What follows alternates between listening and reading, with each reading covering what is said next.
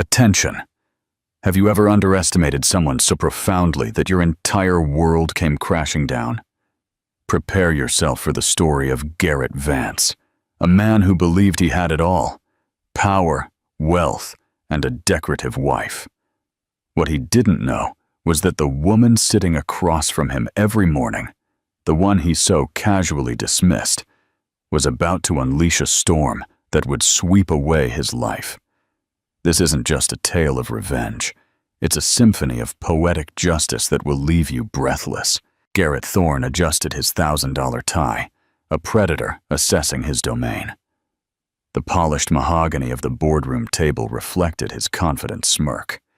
Beside him, his beautiful, ambitious protege, Sienna Cross, gave his hand a subtle squeeze beneath the table. This sitting was his launch pad.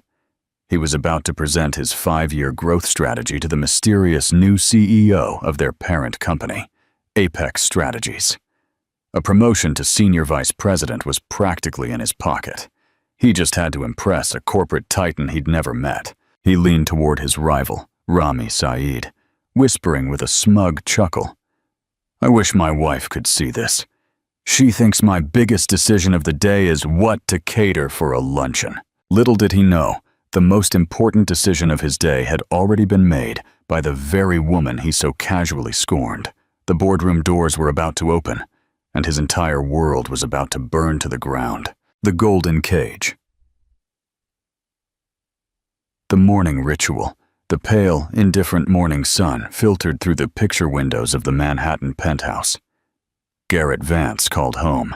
It was a space designed for a magazine cover. All sharp lines, subdued colors, and cold, impersonal art. It was a testament to success, a monument to ambition, and as sterile as an operating room. Garrett stood before a full-length mirror, knotting a silk tie the color of spilled wine. Every movement was precise, practiced, a reflection of a man who believed he had total control of his universe. "Eleanor, have you seen my silver cufflinks? The ones from the Geneva trip?" he asked, his voice echoing slightly in the cavernous living space. He didn't turn around. He simply watched his own reflection, admiring the cut of his Italian suit. From the kitchen, a space of gleaming stainless steel and marble that rarely saw any actual cooking, appeared Eleanor Hayes. She wore simple gray yoga pants and a worn cotton t-shirt, her dark hair pulled back into a loose ponytail, and her face devoid of makeup. To a stranger, she was the picture of a subdued, comfortable homemaker. To Garrett, she was part of the decor. He had long ago stopped noticing her. "They're in your travel kit, on the dresser, where they always are," she said, her voice even and calm. She held a mug of black coffee, steam curling around her fingers. Garrett grunted, finding them exactly where she had said. "Right. Big day today. The final presentation to the new CEO of Apex." He snapped the cufflinks on. The metallic click punctuated the silence. "This is it, Ellie. The step into the C-suite. Everything I've been working for." "I'm sure you'll be wonderful, Garrett," she replied, taking a slow sip of her coffee. There was no emotion in her voice, just a quiet, observing tone that he found perpetually irritating. It was as if she were watching a play rather than living in the same reality as he was. "You could try to sound a little more excited," he chided, finally turning to look at her. He scanned her appearance with a faint, almost imperceptible frown. "You know this apartment, your charity lunches, the life you have. It's all because of these big days." Eleanor's deep, intelligent blue eyes met his.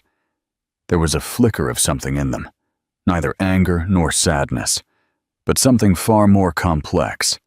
It was a look he hadn't been able to decipher in years. "I am aware of what you provide me, Garrett. I've never forgotten." The subtext was lost on him, or perhaps he chose to ignore it.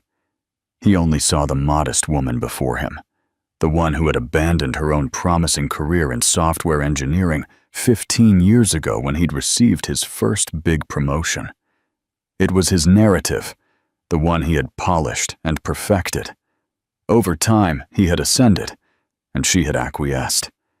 He had graciously allowed her to retreat to a life of leisure while he battled the titans of industry. "I have to bring Sienna with me," he stated, the affirmation sounding more like a declaration than a request for opinion. She was instrumental in compiling the data for the presentation. It's good exposure for a junior analyst. Eleanor's expression didn't change. She just nodded slowly. Sienna Cross, the blonde from the marketing department, the one you mentored at the Aspen Company retreat. Garrett felt a brief, unpleasant jolt. He hadn't realized Eleanor paid such close attention. "Yes, that's the one. She's brilliant, eager to learn." He conveniently omitted that Sienna was 26, adored the ground he walked on, and had spent the previous night in a hotel room with him, celebrating his pre-victory. "Well, I hope her exposure is educational," Eleanor said, turning to place her mug in the sink. The words were simple, but they hung in the air with a strange weight. Garrett dismissed it as another one of her passive-aggressive moods. He grabbed his leather brief, the scent of expensive cologne trailing behind him. He paused at the door, looking at his wife. She stood with her back to him, gazing out the window at the sprawling New York skyline. For a fleeting moment, she looked like a stranger in his own home. "Don't wait up for me," he said. The words were a familiar refrain. "It'll be a long day of meetings, followed by a celebratory dinner." "Oh, I won't," Eleanor replied, her voice soft yet clear. "I have a very busy day planned too. You have no idea." He let out a laugh, a short, condescending sound. "Right. Shopping at Bergdorf's or planning another fundraiser. Try not to strain yourself." He said to shut the door behind him, the solid click sealing him out of her world and her within the golden cage he had so carefully built. He walked to the elevator, a triumphant smirk on his face, picturing Sienna waiting for him in the lobby, her eyes bright with admiration and something more. He felt powerful, untouchable, the king of his castle. Meanwhile, Eleanor remained at the window, watching her husband's black sedan pull away from the curb, 40 floors below. She took a deep breath, the first truly relaxed one she had taken all morning. She took the hair tie out, letting her dark hair fall to her shoulders. She walked to the sleek, minimalist coffee table and picked up a tablet. With a few taps, she pulled up a file. It was the complete acquisition portfolio for Nexus Corp, the company Garrett worked for by Apex Strategies. She scrolled until she found his name. Garrett Vance, VP of Marketing. A small, cold smile touched her lips. "Enjoy your celebration, Garrett," she whispered to the opulent, empty room. "It's the last one you'll have for a long time." She then swiped to her calendar. Her first appointment at 10 a.m. was marked in bold. Board meeting. Introduction to Nexus Corp executive staff. The ride to the fall. Sienna's revelation. The leather seats of Garrett's Mercedes were the color of rich cream, a stark contrast to the vibrant red of Sienna Cross's dress. The dress was a strategic choice, bold enough to be memorable, yet elegant enough to scream ambition rather than desperation. "Nervous?" Sienna asked, her voice a purr. She ran a perfectly manicured finger across the dashboard. Garrett laughed, a deep, confident sound that filled the car. "Nervous, Sienna? Nervousness is for the unprepared. We've run through this presentation 100 times. The numbers are solid. My strategy is revolutionary. This new CEO, whoever he is, will have no choice but to be impressed." He emphasized the he, a casual assumption based on the aggressive acquisition tactics Apex Strategies was known for. "And me?" she asked, turning in her seat to face him. "Will they be impressed with me?" "They'll see a sharp, dedicated analyst who supports her VP," he said, reaching out to put a possessive hand on her knee. "Just stick to the script. Leave the talking to me, unless directed a question. Answer concisely. Look smart. That's all you have to do. This is my show." Sienna's smile tightened almost imperceptibly. She craved the spotlight, but understood the hierarchy. For now, she was his accessory, the brilliant but subordinate mind who helped the great Garrett Vance achieve his destiny. Her moment would come. She believed his promises, that once he was promoted, he'd create a new director role just for her, and that he would finally leave his boring, passionless wife. "Catherine didn't seem to mind that you brought me," she said, testing the waters as she often did. "She never suspects," Garrett scoffed, his eyes on the traffic. "Ellie stopped paying attention a decade ago. She lives in her little world of charity galas and book clubs. I doubt she even remembers your name. To her, you're just an intern I'm magnanimously giving a career boost. It's the perfect cover." The phrase de beau merci. The perfect cover stung Sienna more than she let on. She wasn't a cover. She was the future. She was the one who understood his ambition, who matched his drive. Catherine was a relic, a ghost of a past life he hadn't quite managed to shed. She just seemed so placid, Sienna mused. When I saw her at the company Christmas party, she barely spoke. She just stood there smiling. It was a little sad. "It's not sad. It's comfortable," Garrett corrected. "She has everything a woman could want without having to lift a finger. I gave her that. She should be grateful." He truly believed it.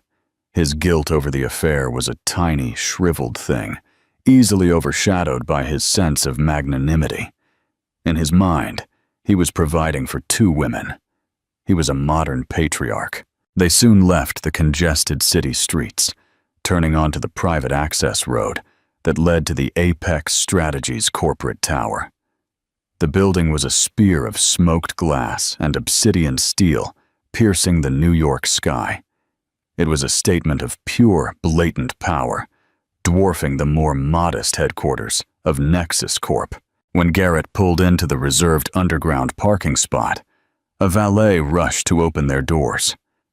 Sienna felt a genuine chill of awe. This was the major league. This was where fortunes were made and empires were forged. "All right," Garrett said, turning to her before they stepped out. He looked her up and down, his eyes lingering on the tightness of her dress. "You look perfect. Remember the plan. We're a team, but I'm the captain. Follow my lead, and tonight we'll be celebrating your future boss's promotion to SVP." He sealed the promise with a quick, hard kiss that tasted of coffee and ambition. Black Pawn, the grand reveal. The Nexus boardroom. They ascended in the silent, high-speed elevator to the 60th floor, the penthouse level. The doors opened, not to a reception area, but directly into a vast, minimalist atrium with a panoramic view of the city. The air was cool and smelled faintly of ozone and money. A severe-looking woman with a sharp haircut and a tablet met them. "Mr. Vance? Ms. Cross, welcome to Apex. The board is convening. Please follow me." "Hello." She led them down a hallway lined with abstract art that likely cost more than Garrett's car. Everyone they passed was impeccably dressed, moving with a silent urgency. The atmosphere was electric, a sharp contrast to the often complacent culture of Nexus Corp. Garrett felt his own confidence surge. He belonged here. This was his natural habitat. He gave Sienna a reassuring wink. He was her guide in this rarefied world, her benefactor. The assistant stopped before a pair of imposing frosted glass doors. "They're ready for you. Mr. Sterling is already inside." Richard Sterling was the outgoing CEO of Nexus Corp, a man in his 60s, happy to take his golden parachute and retire to Florida. He was a formality, a bridge between the old and the new. The real power, the person Garrett had to conquer, awaited behind those doors. Garrett smoothed his suit jacket, took a deep breath, and pushed the door open, stepping into the brightest, most intimidating boardroom he had ever seen. The Apex Strategies boardroom was less a room and more a theater for corporate warfare. One entire wall was a seamless glass panel, offering a godlike view of the city. The table was a single colossal slab of polished granite, so dark it seemed to absorb the light. Seated around it were a dozen individuals who radiated an aura of quiet, lethal competence. These were the Apex executives. At the head of the table sat Richard Sterling, looking more like a guest than a host. Garrett scanned the faces. There was the CFO, a severe-looking man in his late 50s. The head of legal, a woman with keen, intelligent eyes, Ava Thorne, and several other VPs he recognized from industry publications. They were the sharks, and he was here to prove he was one of them. "Garrett, good of you to join us," Richard Sterling said, his voice a little too loud in the silent room. "Everyone, this is Garrett Vance, our VP of Marketing at Nexus Corp, and his analyst, Sienna Cross." Cold, evaluating nods were exchanged. Garrett felt a dozen pairs of eyes assessing him, and he met them with his most charming, confident smile. He and Sienna took the two empty seats opposite the core board members. He placed his sleek laptop and leather folio on the table, his movements economical and self-assured. Rami Saeed, his internal rival and VP of Operations, sat a few chairs down. Rami gave him a tense, professional nod. Garrett saw the flicker of jealousy in Rami's eyes, and he savored it. Rami had come alone. Garrett, on the other hand, had brought his star protege, a visual testament to his leadership and eye for talent. "We are just waiting for our new CEO to join us," stated Ava Thorne, the sharp legal counsel. Her voice was crisp and brooked no argument. "She is finishing up a call with our Tokyo office. The word she registered in Garrett's mind with a flash of surprise. He had automatically assumed the new boss would be a man. A female CEO in this aggressive tech acquisition space was rare. He mentally recalibrated. This was even better. In his experience, he was excellent at charming, powerful women, at playing the role of the indispensable, brilliant male subordinate. To fill the silence, Richard Sterling began making compliments. "Garrett has been with Nexus for 12 years, a real pillar of the company. His marketing strategies were key to our growth back in the early 2010s. It was a faint compliment that referenced past glories. Garrett felt a spike of irritation. He was about to unveil the future, not revisit the past. He directed a charming smile toward Ava Thorne. "Richard is too kind. The past is prologue. I'm far more excited to discuss the next 5 years. We are poised to penetrate the South American market in a way no one has anticipated." Before anyone could respond, he leaned slightly toward Rami Saeed, lowering his voice to a conspiratorial whisper, just loud enough for those nearby to hear. "It's another level up here, isn't it? Makes you feel sorry for those left behind. I spoke to Ellie this morning. She was agonizing over which caterer to use for a luncheon. God bless her." He shook his head with a look of affectionate exasperation. "Different worlds." Rami offered an evasive grunt, but Garrett knew the seed was planted. He was painting a picture of himself, a high-flying executive, unencumbered by domestic triviality. Being married to a simple woman who managed the home while he conquered the world was a part of his personal brand. Sienna, sitting beside him, subtly preened, feeling the implied contrast. She was part of the real world. His world. The tension in the room suddenly shifted. A palpable wave of deference and respect swept through the Apex executives as they subtly straightened in their chairs, their eyes pivoted toward the frosted glass doors. The quiet chatter ceased. "Looks like showtime," Richard Sterling murmured, with a hint of relief in his tone. Garrett felt a jolt of adrenaline. His moment had arrived. He smoothed his tie one last time, squared his shoulders, and focused on the entrance. He readied his power smile, the one that conveyed equal parts respect and ambition. This woman, whoever she was about to meet the man who would be the most valuable asset in her newly acquired company. He would make himself undeniable. The heavy glass doors slid open with a faint hydraulic hiss. A pair of expensive-looking, yet discreet black heels clicked determinedly on the marble floor. They were followed by the sharp crease of a navy pantsuit, tailored with a precision that bespoke immense wealth and a refusal to compromise. The woman who walked in was tall and moved with an unshakable poise that instantly dominated the room.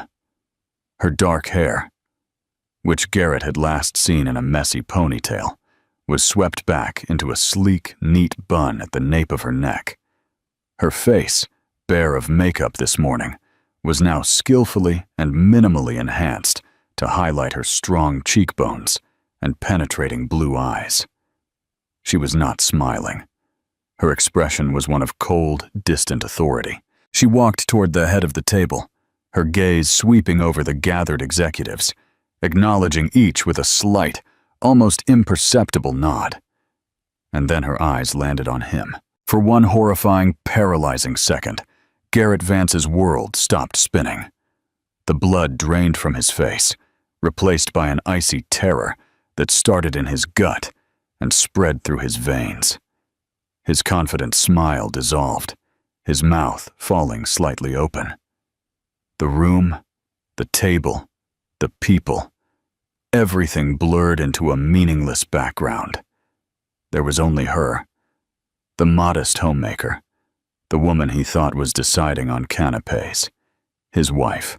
She stopped at the head of the table, placing a thin tablet in front of her. Her voice when she spoke was not the soft, familiar tone he heard over breakfast. It was a voice tuned for command, crisp, clear, and carrying an edge of steel. "Good morning, everyone. I apologize for the delay. Thank you all for being here. For those of you from Nexus Corp, whom I have not had the pleasure of meeting, my name is Eleanor Hayes. I am the founder and CEO of Apex Strategies." She paused, letting her name, her maiden name, and her title sink in. Her cold blue eyes then moved deliberately around the table, past the other executives, past Rami Saeed's stunned face, past Sienna's total confusion, and locked directly onto her husband's. A flash of something cold and sharp passed through them before she addressed him directly. Her voice cut across the stunned silence of the room. "Mr. Vance, it is a pleasure to finally meet you in a professional capacity." The words Mr. Vance hit Garrett with the force of a physical blow. It was the name of a stranger, a subordinate, a line item on a balance sheet. In that single formal address, 15 years of shared history, of intimacy and marriage, evaporated. He was no longer Marcus, her husband. He was Mr. Vance, the employee. His mind scrambled frantically, trying to assemble the collapsing puzzle pieces. Eleanor Hayes. Hayes, her maiden name. The name on her old university degrees, the ones he had packed away in a box in the attic. Artifacts of a life he thought she had left behind. Apex. Hayes. The connection was so obvious, so insultingly simple, that it had never occurred to him to make it. He stared at her. This woman in the power suit who looked like his wife, but felt like an alien queen. The quiet observer at his breakfast table was gone. In her place was a formidable executive who held his entire future in the palm of her hand. The condescending joke he'd made to Rami Saeed moments earlier replayed in his head. Every word an injury, self-inflicted. The humiliation was a physical sensation, a hot blush that crept up his neck and burned his ears. Next to him, Sienna was a statue of confusion. She looked from Eleanor to Garrett and back again, her brow furrowed. The resemblance was undeniable, but the context was impossible. She watched the blood drain from Garrett's face, the rigid terror in his posture. A sickening, mounting comprehension began to curdle in her stomach. This powerful, intimidating woman. It couldn't be. Eleanor showed no emotion. She was the very picture of corporate control. "Let us begin," she said, her gaze sweeping the room again, deliberately avoiding Garrett now. As you all know, Apex Strategies has officially completed the acquisition of Nexus Corp. For many of you at Apex, this is business as usual. For our new colleagues at Nexus, I understand it is a time of uncertainty. Let me be clear. My goal is not to dismantle what you have built, but to identify your core strengths, cut your considerable fat, and integrate your viable assets into our global strategy. The phrase "cut your considerable fat" hung in the air like a guillotine blade. All the Nexus executives shifted uncomfortably. Garrett felt a cold sweat break out on his forehead. "I have spent the last 6 weeks conducting an exhaustive analysis of every department," Eleanor continued, tapping her tablet. A huge screen behind her lit up with complex charts and data streams. Finance, operations, R&D, and marketing. I've read every report, analyzed every metric, and reviewed every 5-year plan, which brings us to today's agenda. Her hawk-like eyes finally settled on Garrett again. "Mr. Vance, I believe you have a presentation for us on a South American market expansion proposal." It was a command, not a request. Garrett's throat was dry. His hands on his laptop trembled slightly. All the confidence, the arrogance he had walked in with, had evaporated. He felt naked, exposed, a fool in a $1,000 suit. He looked at the faces around the table. The Apex executives watched him with predatory curiosity. Rami Saeed stared intently at the table, refusing to look at Garrett, affording him the small mercy of not witnessing his complete and utter annihilation. And Sienna? He risked a glance at her. Her face was pale, her lipstick suddenly garish. The confusion in her eyes had been replaced by the horrified realization of a person who willingly walked into a trap. The boring, placid wife was the CEO. The woman he had dismissed as a sad relic was about to decide his fate. The annihilation, the presentation dissected. "Mr. Vance!" Eleanor's voice was sharp, now impatient. Ava Thorne, the keen legal counsel, who was clearly Eleanor's second-in-command, leaned forward slightly. "Perhaps Mr. Vance is not feeling well. The pressure of presenting to a new board can be significant." The undertone was mocking, and Garrett knew she was in on it. She knew everything. Gathering every last shred of his professional facade, Garrett cleared his throat. "No, I'm fine, of course. My apologies, Madame CEO." The honorific felt acidic on his tongue. He opened his laptop, his fingers clumsy on the keys. The presentation he had been so proud of now felt puerile. A child's crayon drawing submitted to a master artist. He clicked the file open. The title slide, "Nexus Corp Conquering New Frontiers," created by Sienna, appeared on the main screen. It felt like a joke. He was the one who had been conquered. "Please," Eleanor said, gesturing at the screen for him to proceed. "Dazzle us." Her voice was laced with an irony so cold, so sharp, it could have cut diamonds. As Garrett opened his mouth to speak, he knew he was no longer fighting merely for a promotion. He was fighting for the last vestiges of his professional life in front of the woman whose life he had so completely and foolishly underestimated. Garrett began to speak. His voice, a strained, hollow version of his usual confident tone. He tried to fall back on the familiar cadence of his pitch, the practiced words and compelling narrative he and Sienna had rehearsed until it came naturally. But the words felt alien in his mouth, the concepts fragile and transparent. Every assertion of projected growth and synergistic opportunity sounded like a desperate lie under Eleanor's unblinking gaze. She let him speak for exactly 7 minutes. He was just at his crescendo point on the market penetration strategy for Brazil, when her voice cut his presentation like a surgeon's scalpel. "Mr. Vance, a question." He stopped mid-sentence. "Yes, Madame CEO." Eleanor slid a finger across her tablet, and the main screen behind her instantly changed. His meticulously crafted slide was replaced by a dizzying array of spreadsheets and market analysis reports. "Your entire projection for the Brazilian market relies on a 15% annual growth in the consumer electronics sector, with a primary focus on the affluent urban demographic. Is that correct?" "Ah, yes, our data indicates—" "What data?" she interrupted, her tone clinical. "Because my data, compiled from 3 independent global analysis firms, indicates sector growth has stalled at Fontour for the last 18 months, with a projected ceiling by CIPA for the next 3 years due to recent tariff implementations. Furthermore, the most significant growth is not in the affluent urban sector, which is already saturated, but in the emerging middle class of secondary cities, a demographic your plan entirely ignores." A murmur went through the Apex executives. They were looking at the data on the screen, then back at Garrett, their expressions ranging from disappointment to sheer disdain. "Additionally," Eleanor continued, relentless, "your proposed distribution and logistics partner, a company called Logistic Azul, is currently under federal investigation for bribery and is on the verge of bankruptcy. Did your due diligence not uncover this?" Garrett froze. That was a detail Sienna should have verified. He shot a look of panic in her direction.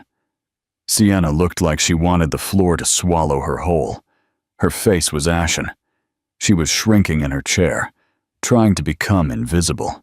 We were assured of their stability," Garrett stammered, the excuse sounding pathetic even to his own ears. "Assured." Eleanor's eyebrow arched slightly. "Apex does not operate on assurances, Mr. Vance. It operates on verifiable facts. Your proposed marketing budget, $50 million for the first year, is not only inflated, but is aimed at the wrong people in the wrong places, using a potentially criminal partner. Other than that, it's a stellar plan." The sarcasm was devastating. Some of the Apex board members could not suppress faint, cruel smiles. Rami Saeed stared fixedly at the table, refusing to look at Garrett, affording him the small mercy of not witnessing his complete and utter annihilation. Eleanor was not finished. She systematically, and without a shred of emotion, dismantled his entire presentation. She questioned his advertising spend, pointing out his media buying plan was based on audience data from 3 years ago. She shredded his staffing plan, noting he had budgeted for a huge new office in Sao Paulo, completely failing to consider a more cost-effective remote workforce, a model Apex had perfected. With every point she made, she was not just destroying his professional credibility, she was annihilating the central myth of their marriage. He was the brilliant entrepreneur, the titan of industry. She was the home manager. But in this room, it was clear who possessed the superior intellect, the sharper instincts, and the more rigorous work ethic. He had been playing checkers while she was mastering multi-dimensional chess. Finally, she directed her attention to the projections. "Ms. Cross," her voice said, making Sienna jump in her seat. "I see you co-authored this report." Sienna swallowed hard, her voice a tiny squeak. "These sales projections," Eleanor said, circling a number on the screen with a digital red pen. "A 400% market share increase in 2 years. What model did you use to arrive at this figure?" It was a proprietary algorithm based on synergistic market capture," Sienna managed, reciting a meaningless buzzword they had concocted to sound impressive. Eleanor's expression remained unreadable. "A proprietary algorithm? I see. You may show it to me. Or is the formula as fictitious as the growth it predicts?" Sienna's mouth opened and closed, but no sound came out. She was completely out of her depth. She was a junior analyst who had been so dazzled by her affair with a senior VP that she had neglected her work, assuming his authority would shield her from scrutiny. She had never imagined she would be vetted by a CEO who actually read the fine print. The illusion shattered. Garrett was not a god.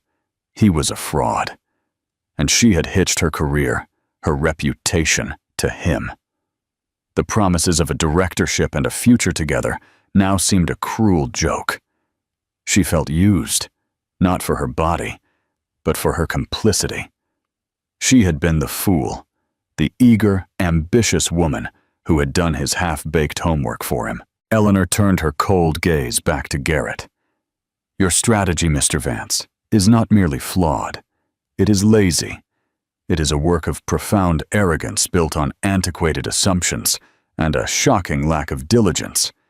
It is the kind of work I would expect from a company that is failing, which, I suppose, is why I was able to acquire it at such a favorable price.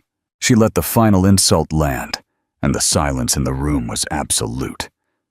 Richard Sterling paled, realizing the company he had run for 20 years was being branded a sinking ship. Eleanor closed her tablet. The screen behind her went blank. The execution was over. That will be all for the group presentation. The Apex team and I will now break for a strategy session.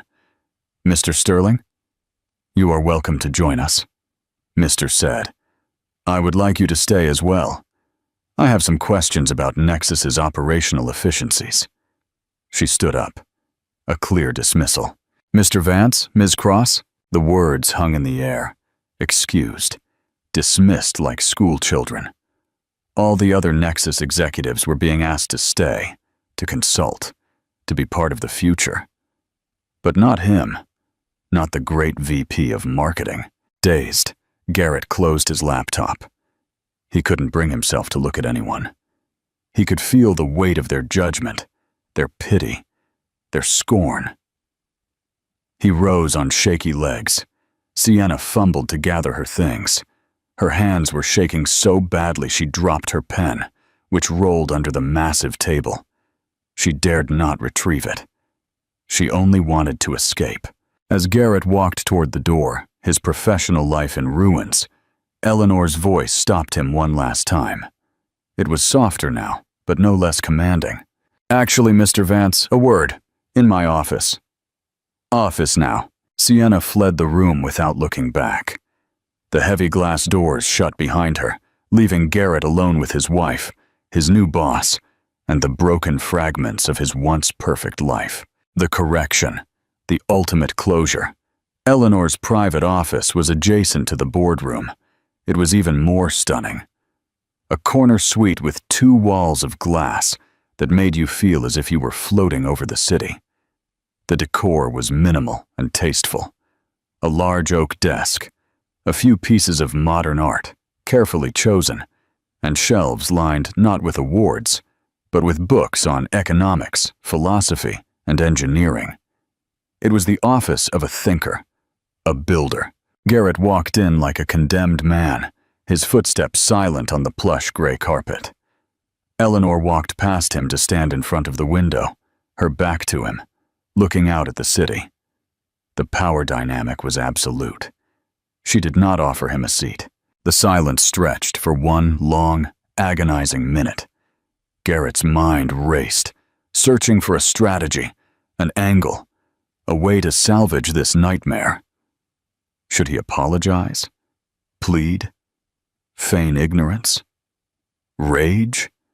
Every option felt futile. 15 years ago, Garrett, Eleanor finally said, her voice quiet and reflective. No longer the glacial CEO, but something far more dangerous. The woman he had wronged. 15 years ago, I had just received a patent for a data compression algorithm that was going to revolutionize the industry. I had venture capitalists lining up. I was 28. She turned from the window to face him. Her expression was not one of rage, but of weariness, as if examining a disappointing specimen. And then you got that promotion to senior director. You said we had to move to New York. You said you needed my support. You said one career in the family was enough, and yours was already on a clear trajectory. You asked me to choose. Ellie, he started, his voice cracking. No, she said, raising her hand. Let me finish. I was in love. I was naive. I believed in the partnership. So I chose you. I put my patent in a drawer. I put my dreams on hold. And I became Mrs. Eleanor Vance, the perfect corporate wife. I planned the dinners. I charmed your bosses. I created the serene, effortless home life that allowed you to focus solely on your ambition. Every word was a perfectly placed stone, building a wall between them. For a time, I even believed the story you told everyone, she continued, stepping closer. That I had simply retired. That I was happy with my charity work and book clubs. But then I started seeing it. The condescension, the little jokes at my expense, the way you would explain simple financial concepts to me, as if I were a child. You didn't just want a supportive wife, Garrett. You wanted a smaller one. You needed me to be small so you could feel large. He winced. The truth of her words was undeniable. He had done all of those things. I started getting bored, she said, her voice turning colder. And then, about 5 years ago, I got angry. So I took out that old patent. I used the inheritance my parents left me, the money you always called my little hobby fund, and I set up a small consultancy from the study you never used. I hired 2 brilliant young programmers. I worked while you were on your business trips and late-night client dinners. The pieces clicked together with nauseating clarity. The late nights she spent on her laptop that he dismissed as online shopping. Her frequent lunches with friends in the financial district. It had all been happening right under his nose. Vance Consulting became Apex Strategies, she stated simply. We don't just invest. We build. We create. We innovate. While you were busy rearranging the deck chairs on a stagnant company, I was building a fleet of battleships. And when the opportunity arose to acquire Nexus Corp, well, the irony was too delicious to pass up. Finally, the dam of Garrett's shock broke, replaced by a desperate, sputtering rage. So this is all an elaborate revenge plot. You bought my company just to humiliate me because I had an affair? Eleanor laughed, a short, sharp, humorless sound. An affair, Garrett. You are so stunningly arrogant. You think this is about Sienna Cross? She is a symptom, not the disease. I've known about your affairs for years.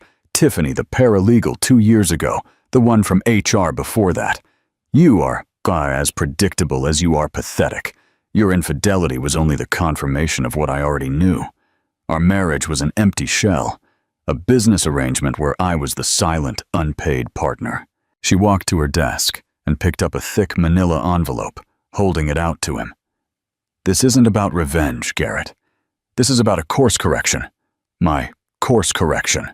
He didn't take the envelope. He knew what it was. Those are divorce papers, she said. My lawyers will be in touch with yours. The penthouse is in my name. My inheritance assets are protected. You will receive exactly what you are entitled to, per the prenuptial agreement we signed, which, if you recall, you insisted on to protect your future earnings. As for your professional life, her CEO persona clicked back on. Your performance today was abysmal. Your department is bloated and ineffective. Your leadership is based on ego, not results. You are an asset liability to my company. However, firing you on day one would be messy. So here is what will happen. Your department is being restructured, effective immediately. Your role as VP of Marketing is redundant. We are creating a new temporary position for you. Special Projects Consultant, reporting directly to Rami Saeed. The final, perfect humiliation. He would report to his rival. You will be tasked with overseeing the orderly transition of assets and accounts until your position is eliminated in 3 to 6 months. Your bonus is rescinded. Your stock options are now under the control of the new parent company. You will clear out your office before the weekend. Is that clear? Mr. Vance?" Garrett stood there, utterly defeated. He had lost his wife, his mistress, his job, his reputation, and his dignity in the span of a single morning. The man who had walked into the building as a king was walking out less than a commoner. He was a ghost, a footnote in the history of Eleanor Hayes's meteoric rise. "Ellie, please," he whispered the name, a desperate plea for a connection that no longer existed. Eleanor looked at him one last time, her blue eyes showing no hint of pity, only a deep, final sense of closure. "My name," she said, her voice as hard and beautiful as a diamond, "is Ms. Hayes." The epilogue, the legacy of STEM. 6 months later, the Madrid autumn gave way to the first hints of winter. The view from the 60th floor office of Apex Strategies was crystal clear. Eleanor Hayes stood at the window, not as a prisoner in a golden cage, but as a sovereign inspecting her realm. The company thrived under her leadership. She had cut the fat from Nexus Corp as promised, and reinvested in its R&D core, breathing new life into a company that had been slowly suffocating under complacent, egotistical management. Garrett Vance's tenure as special projects consultant had ended quietly. It was, by all accounts, a profoundly humiliating experience for him. Stripped of his title, his corner office, and his authority, he had been forced to witness the company he thought he knew transformed by the wife he thought he owned. He had done the work assigned to him with a grim, joyless efficiency, a ghost haunting the halls of his former kingdom. 1 year after the acquisition, Eleanor's phone buzzed with a message from Ava Thorne. It was a link to an industry blog with a brief note. "Thought you'd find this amusing." Eleanor tapped the link. The article was a dry piece about the quarterly earnings of a mid-tier logistics company based in Valencia. Her eyes scanned the text until she found the name mentioned in a short paragraph about the company's new regional sales team, Marcus Thorne, the name he reverted to after the divorce. He had been hired as a senior account manager. It was a respectable job, but an astonishing fall from grace for a man who had once been a VP on the verge of the C-suite. He was no longer in the glossy pages of business magazines, but buried in the fine print of a minor trade publication. Eleanor felt a brief, clinical flash of something. Not pity, but a detached acknowledgement of a deserved fate.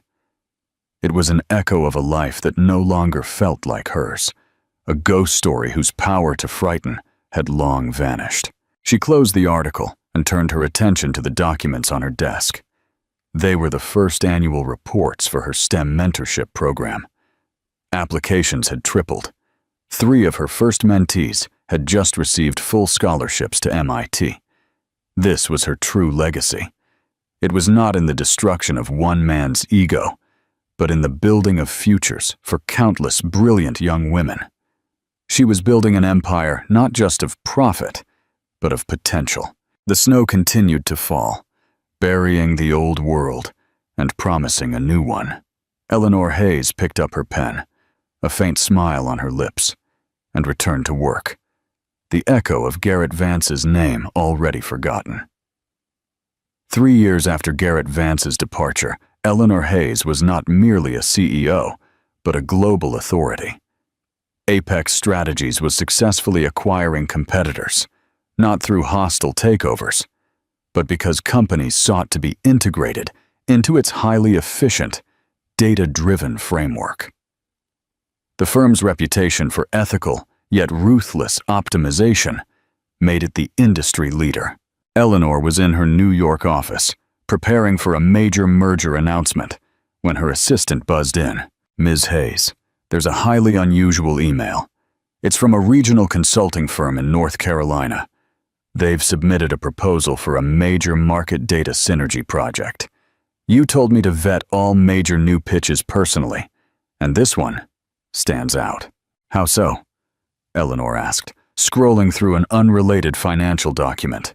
"The core analytical framework is structurally sound, highly original, and mathematically elegant, the assistant reported.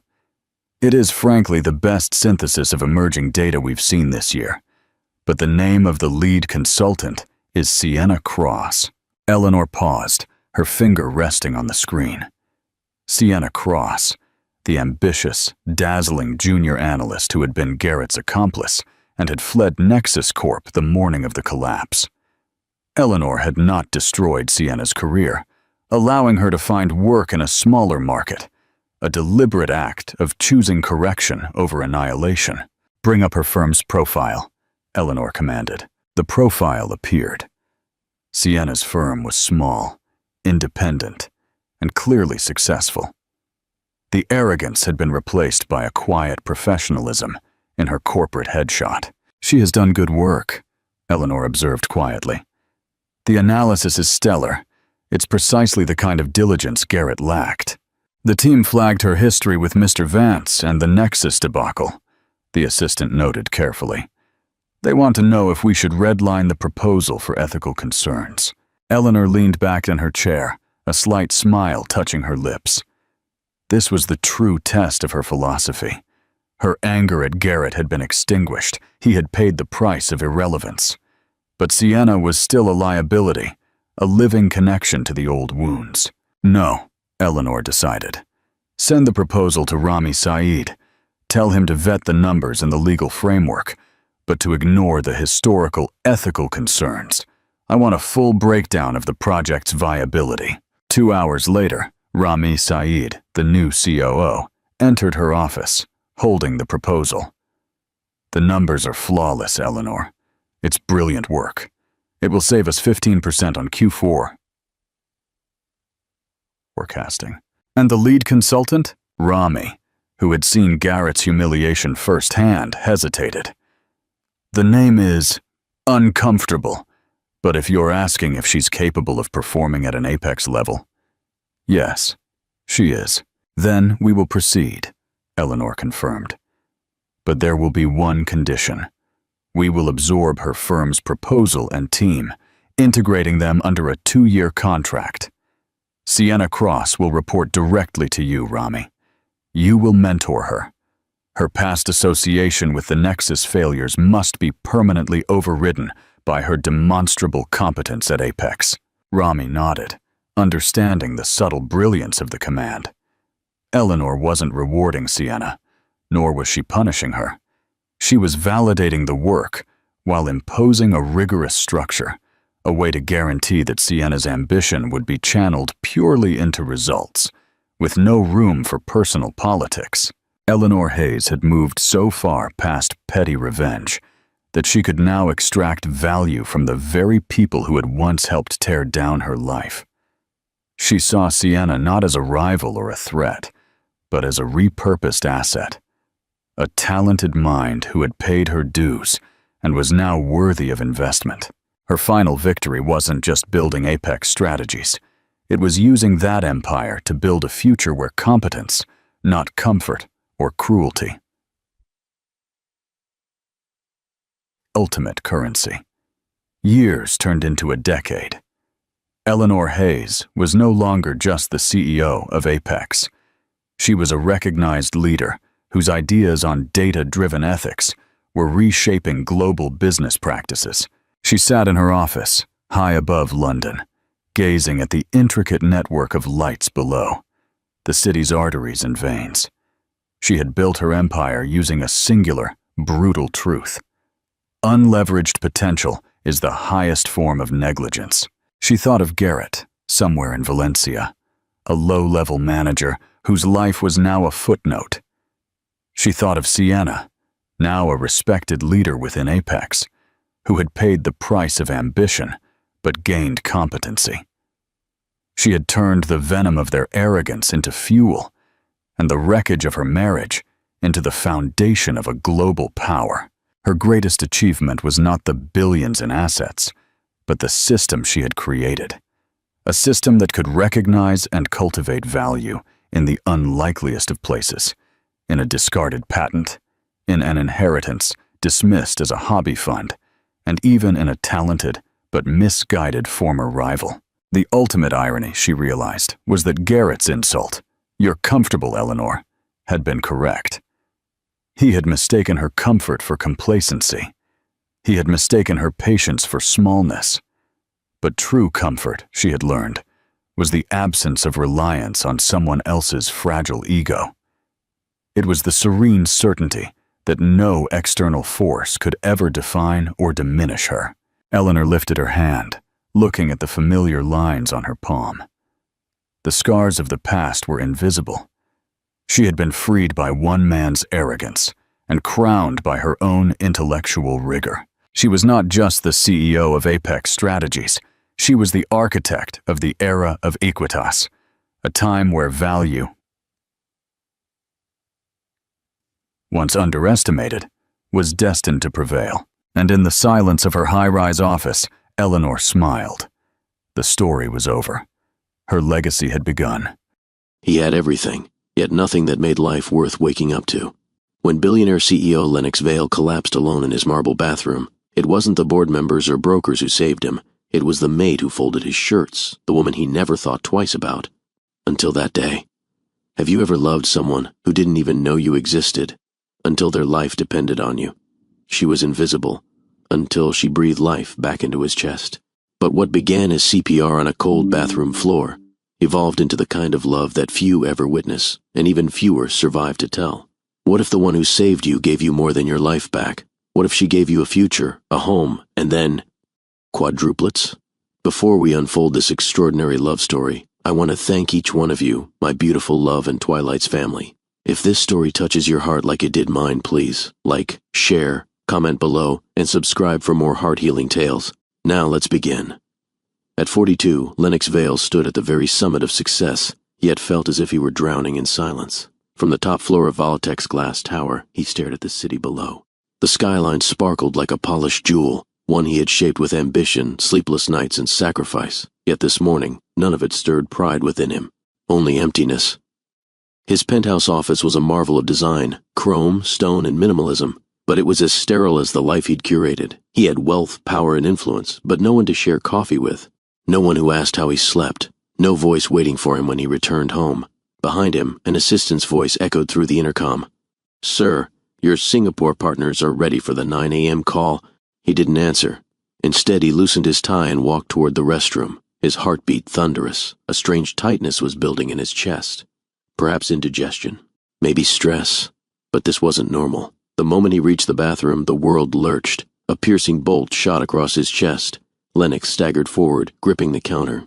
His reflection blurred. Every breath came harder than the last. His knees buckled. The cold marble met his back as he slid downward. His head hit the floor with a soft thud.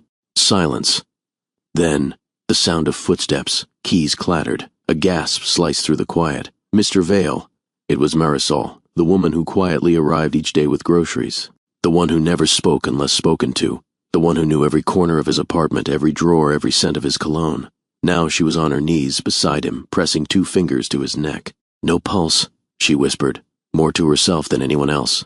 Her hands trembled, just for a second, then steadied.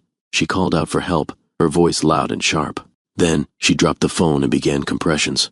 Her palms pressed rhythmically against his chest. 1, 2, 3, breathe. Tears welled in her eyes, but she didn't stop. Her hands moved with fierce precision. She counted aloud. She didn't care about protocol or job titles. This was life and death. When the paramedics burst in moments later, they found her still working, drenched in sweat, whispering prayers between breaths. When Lennox opened his eyes, he saw white. Not clouds, not heaven, hospital lights. A slow beep filled the air. He blinked, trying to make sense of the wires, the tightness in his chest, the ache in his limbs. "You're awake." That voice. He turned. There, sitting beside his bed, was Marisol. Her braid was loose, her blouse slightly wrinkled, her cardigan clutched around her shoulders like armor. "What happened?" "You collapsed," she said gently, rising to pour him a cup of water. "Cardiac arrest. I found you. You weren't breathing." "You were there," he murmured, accepting the water with a trembling hand. "I did what I could. CPR. Until help arrived." He studied her, truly looked at her, for the first time. She looked exhausted, but beneath it calm, grounded. "Real. You saved my life," he whispered. She didn't need to finish. The truth hung between them. He should have died, But this woman, who folded his sheets, who watered his plants, had pulled him back from the edge. That night, long after the hospital grew quiet, Lennox lay awake. He wasn't thinking about stocks, meetings, or mergers. He thought about hands pressing against his chest. About a woman who didn't panic, who didn't hesitate to breathe life into a man who rarely gave her a second glance. Why did she save me? He didn't sleep. 2 days later, the cardiologist confirmed the diagnosis, a genetic heart condition, undiagnosed, silent, fatal if untreated.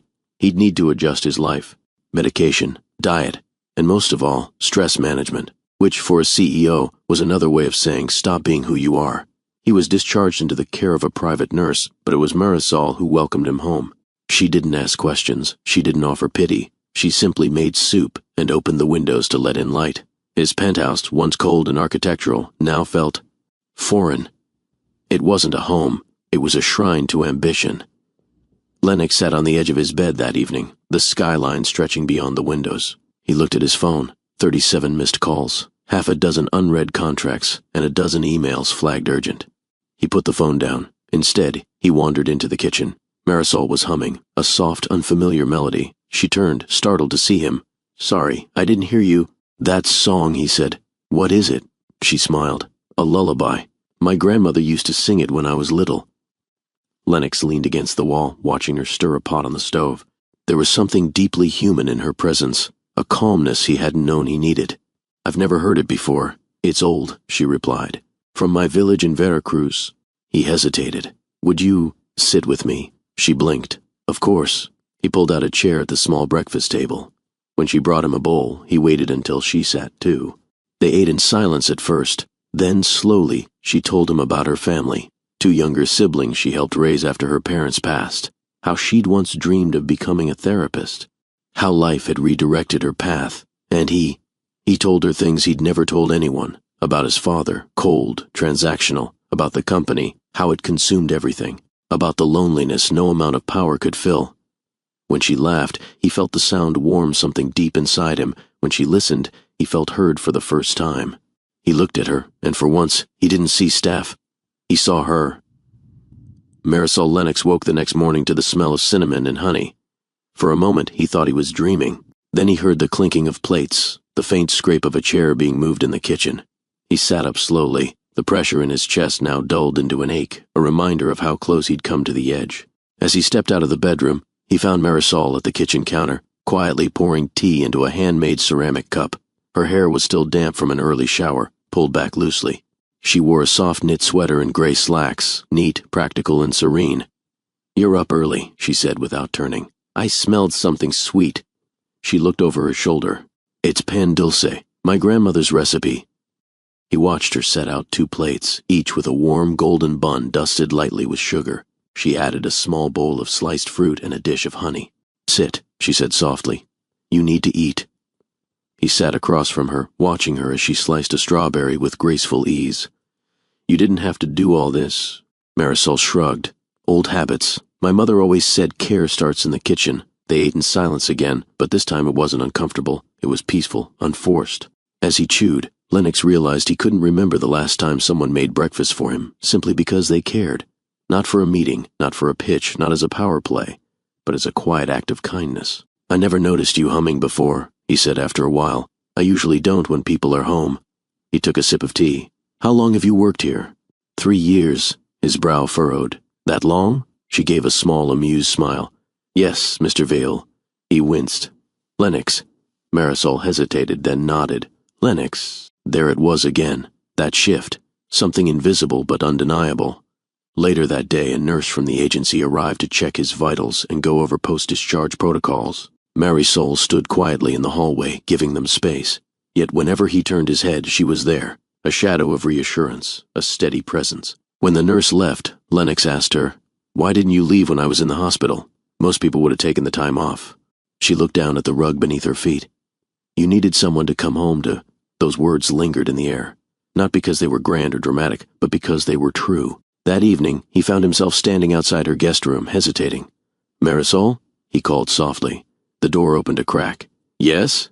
He cleared his throat. "Would you join me for tea? Just, if you're not too tired." A pause.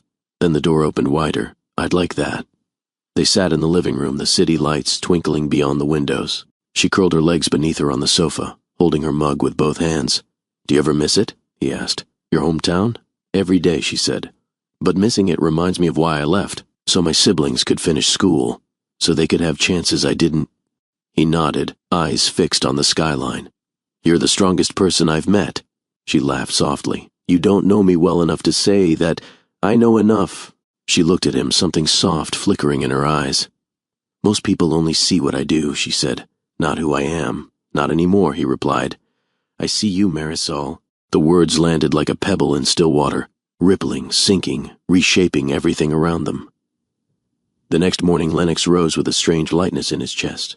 He wandered into the kitchen and found a note beside a covered plate. "Rest. Take your meds. Don't forget the 10 a.m. appointment. M." He smiled. There was something oddly soothing in her handwriting, rounded, deliberate, full of care. When she returned later that afternoon, she was humming again. This time he didn't interrupt. He just stood there, watching her from the hallway as she chopped vegetables with fluid grace. She paused mid-chop. "You're staring." "I know. Why?" "Because I've lived in this penthouse for 8 years, and it's never felt like a home. Until now." Over the next week, routine took on a rhythm Lennox hadn't expected. They had breakfast together. She reminded him to rest. He asked about her family. She told him about her brother, who wanted to be an architect, and her sister, who sang in her church choir. He learned her favorite color was seafoam green. She learned he had a secret love for 1970s jazz. He realized he laughed more when she was around. She realized he was far lonelier than he let on. One night, after dinner, Lennox found her in the den, folding laundry she had insisted didn't need to be sent out. "You don't have to do that," he said from the doorway. "I know. Why are you?" She folded a shirt and placed it on the pile. "Because care doesn't always ask for permission." He stepped closer. "That's what you do, isn't it? You take care of people." She nodded. "That's what I've always done. Who takes care of you?" She looked up. "No one, really." Lennox didn't know what to say, so he said the only thing that felt honest. "I'd like to." The world outside moved fast, faster than Lennox could follow. Emails flooded in. The board requested updates. Clients called. His phone buzzed without pause, but he ignored it all. For the first time in his adult life, Lennox Vale chose stillness. He chose to sit in his sunroom, sipping herbal tea while the morning light warmed his shoulders. He chose to let someone else, Marisol, set the rhythm of the day. She never rushed him, never treated him like a task to manage. She simply moved through his world with calm precision, bringing with her a sense of ease he hadn't known he needed. One afternoon he found her kneeling beside a large planter, repotting one of his mother's old orchids. "You know how to care for those?" he asked. She looked up, cheeks smudged with soil. "They just need attention and patience." He sat nearby, watching her hands gently loosen the roots. "I always thought they were too delicate," he admitted. "They're not," she replied. "They just bloom quietly." He didn't miss the meaning in her words. Behind him he heard Marisol's soft footsteps. She stopped at the threshold, watching. "I didn't know you played." "I don't," he replied. "Not anymore. You should." He looked at her over his shoulder. "Why?" "Because you're still here," she said. "And that's reason enough." He turned back to the keys. That night, he played a simple melody, and though he hit the wrong notes more than once, he didn't stop. Marisol listened from the kitchen, not interrupting, just present. The next morning, he found another note waiting on his breakfast tray. "Play again tonight." The house felt lighter because of it. M. He smiled, folding the note neatly before placing it in the drawer beside his watch collection. Days passed with a new kind of purpose. Lennox's doctor approved light movement, and Marisol suggested evening walks on the private terrace. The air was crisp, the breeze smelled of pine and distant bakery sugar. He looked at her, confused. Stopping what? The machine, the pace, the chase. He thought for a moment. "I wouldn't know who I was without it. Maybe that's the problem." He stopped walking. She turned to face him. He searched her face, trying to read what she meant. But her expression wasn't judgmental. It was honest, soft, grounded. "You think I've been running from myself," he said. "I think maybe you've never had permission to slow down." He nodded slowly, swallowing the truth. That night he stood in his closet, staring at his suits, row after row of charcoal wool and navy silk, perfectly pressed, impeccably tailored, but not one of them made him feel anything. He reached instead for a sweater he hadn't worn in years, soft, simple, warm. When he walked out, Marisol smiled. "You look comfortable." "For once," he said. "I think I am." They cooked dinner together, an experiment really. She gave instructions. He fumbled. She laughed when he burned the garlic. He playfully blamed the pan. When the food was finally plated, it was far from perfect. But they ate every bite. Afterward, as she rinsed the dishes, he stood behind her, hands in his pockets. You know, I've had chefs prepare 6-course meals for clients who barely tasted a thing. She looked over her shoulder. And this? This, he said quietly, tasted like home. The next morning, Marisol lingered in the hallway longer than usual before leaving. I won't be here tomorrow, she said. He looked up from his tea. Why not? I have a family thing. My brother's graduating. I'll be back the next day. He nodded, masking disappointment. Congratulations to him. Her eyes softened. Thank you. She hesitated, then added, I left soup in the freezer, and a note. Just in case you forget your pills. He offered a half smile. What would I do without you? You'd be fine, she said, but maybe a little lost. He didn't argue, because it was true. The day without her passed slowly. Lennox wandered the penthouse in silence. The air felt heavier, the rooms colder. Every polished surface reflected a version of him that no longer felt familiar. He sat at the piano again, played. Poorly, but her absence was loud, and her return the next day brought light back in. That evening he told her something he hadn't told anyone. When I was 12, my father told me I had to earn love, that it wasn't something freely given. Marisol looked at him, eyes wide with quiet sorrow. He continued, I believed him, so I spent the next 30 years trying to earn it, from teachers, from clients, from people who never truly knew me. She stepped closer. You don't have to earn it from me. He looked at her, uncertain. I see who you are, she said, and you are enough. It began with a song. Marisol wasn't trying to impress anyone. She wasn't even aware he was near. She was in the kitchen again, humming softly while peeling plantains for dinner. The melody floated through the hall, gentle, wordless, healing. Lennox stood quietly at the doorway. She hadn't seen him yet. Her voice, raw and untrained, was light as air, yet it wrapped around him, anchoring something in his soul that had been adrift for years. You sing, he said finally, his voice barely above a whisper. Marisol turned quickly, eyes widening. I didn't know you were there. He stepped inside. I didn't mean to startle you. That song, it stopped me. She looked down at her hands. It's just something I grew up with. What's it called? Dormilon, she said softly. It means sleepyhead. My mother used to hum it when we couldn't fall asleep. He nodded, eyes fixed on her. I haven't heard anything that beautiful in a very long time. A faint blush warmed her cheeks. She returned to slicing with quiet concentration. But the air between them had shifted. More was being said than words could contain. Later that night, Lennox found himself lying in bed, staring at the ceiling, replaying her voice in his mind. It wasn't the technical perfection of her tone that stirred him. It was the intimacy, the way her sound made space feel safer, softer.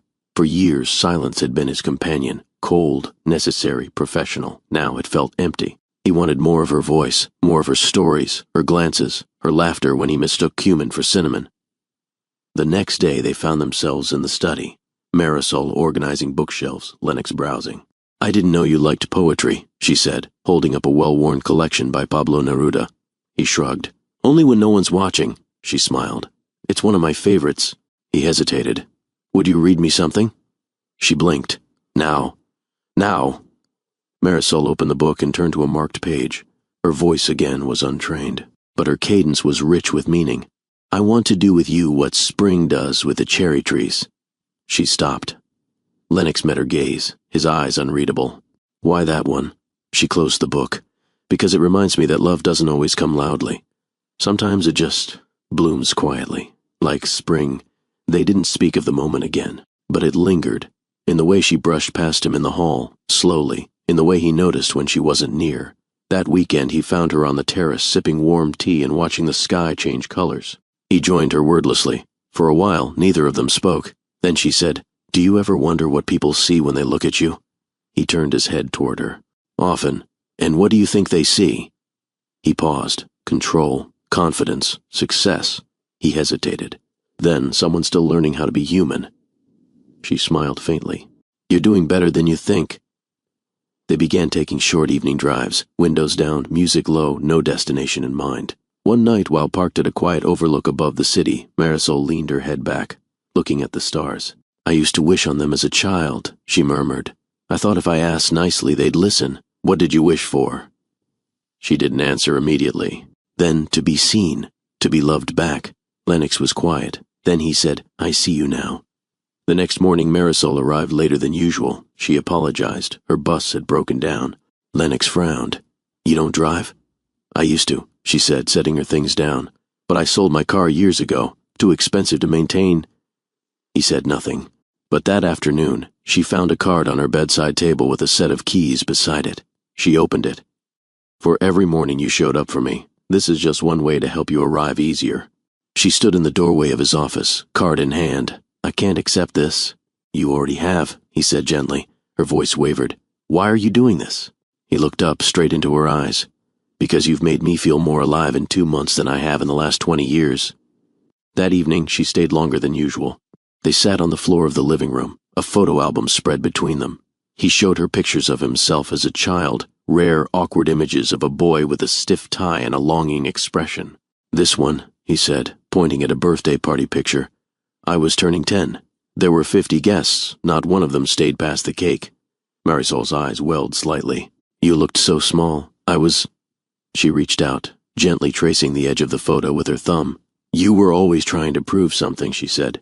He nodded. "And now, for the first time, I don't feel like I have to." They sat in silence. Then she looked up at him, tears catching the edges of her lashes. "I never thought I'd matter this much to someone like you." He cupped her face gently, his thumb grazing the curve of her cheek. And without fanfare, without orchestration, he kissed her. Soft, certain, unrushed. When they parted, she rested her forehead against his. "You're not who I thought you were," she whispered. "I'm finally becoming who I was meant to be," he replied. Rain painted the city in long streaks of silver as Lennox pulled his car to the curb outside a modest brownstone. The windshield wipers hummed softly, keeping rhythm with the quiet storm outside and the louder one within him. Beside him in the passenger seat, Marisol reached for the door handle. "Thank you for driving me," she said, her voice gentle, almost too quiet over the sound of the rain. He didn't respond immediately. Instead, he watched the droplets collect on the glass, each one catching bits of streetlight. When she touched the handle again, he spoke. "Wait." She turned, her hand frozen. His fingers tightened around the steering wheel. "I don't want tonight to end." The honesty in his tone surprised even him. Marisol offered a faint smile. "Neither do I." He exhaled, then slowly looked at her. "Then don't go," she blinked. "Lennox, stay." Her lips parted, uncertain. "I don't mean forever," he added quickly. I want to wake up tomorrow and hear your voice. I want to have coffee with you. I want more of today." A long silence passed. Then, without a word, she withdrew her hand from the door. He drove them home. Back at the penthouse, the city's glow filtered softly through the floor-to-ceiling windows. Marisol stood in the hallway, fingers curled around the handle of her weekend bag. She'd packed lightly, never assuming anything. "I'll stay in the guest room," she said gently. Lennox nodded. "Of course." He lingered in the doorway after she disappeared inside. It wasn't about proximity, it was about presence. She was still here. In the days that followed, everything felt different, yet beautifully familiar. They moved through the same routines, breakfast, small talk, music in the background. But now, every glance held weight, every brush of hands carried meaning. One morning, he noticed she'd arranged flowers in a cobalt blue vase on the dining table. "I don't remember buying those," he said, approaching them. "You didn't. I picked them up from the corner stall. You needed color in here." "You were right," he said softly. Marisol smiled. "I usually am." He laughed, a sound more frequent these days, more sincere. They began sharing more, books, memories, dreams. One afternoon, he found her sketching on the back of an old envelope. "You draw?" he asked, leaning over her shoulder. She quickly folded the paper. "Only sometimes. Let me see." She hesitated, then opened the envelope and turned it toward him. It was a pencil sketch, simple but striking, of a woman sitting on a bench under a tree, wind lifting her hair. "It's beautiful," he said. "Is it someone you know?" She smiled. "It's someone I wish I knew better, a version of me that used to believe in quiet moments." He stared at the image, then at her. "I think I'm starting to meet her." That evening they made dinner together again. He burned the rice. She saved it with fresh cilantro and laughter. They ate by candlelight, not planned, but organic. Afterward, he pulled out the old record player he hadn't touched in years. A soft jazz record crackled to life. He offered his hand. "Dance with me?" She hesitated. "There's no one watching?" He shook his head. "Only me, and I like what I see."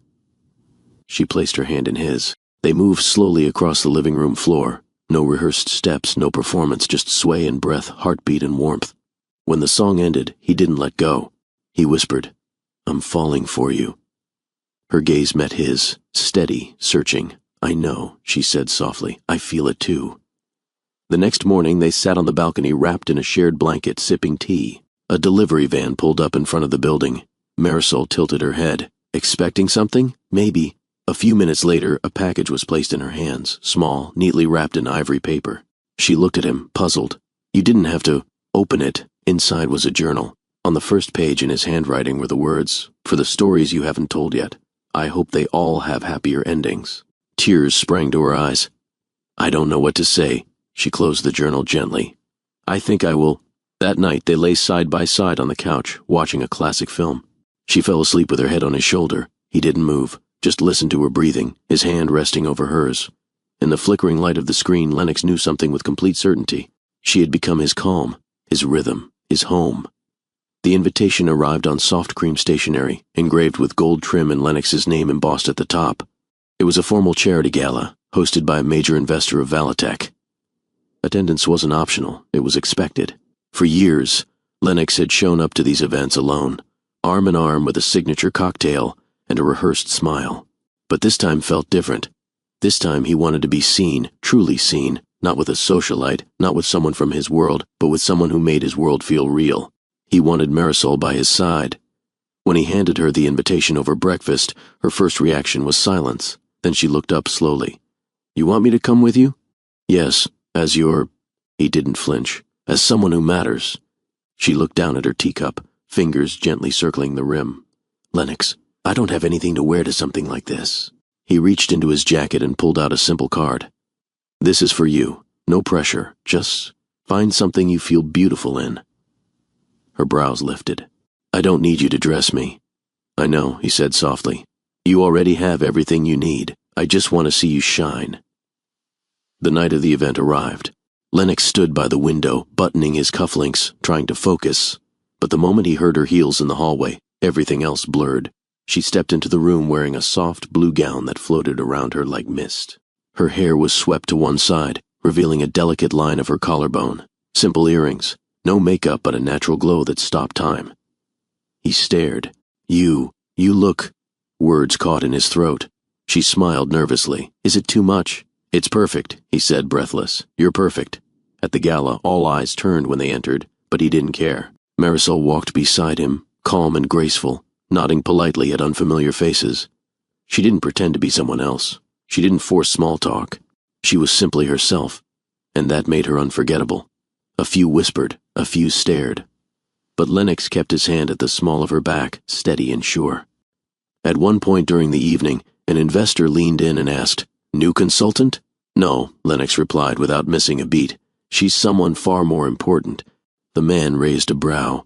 Lennox didn't explain further. He didn't need to. "I should clean up," Marisol said, moving toward the kitchen. She stopped. He took a step closer.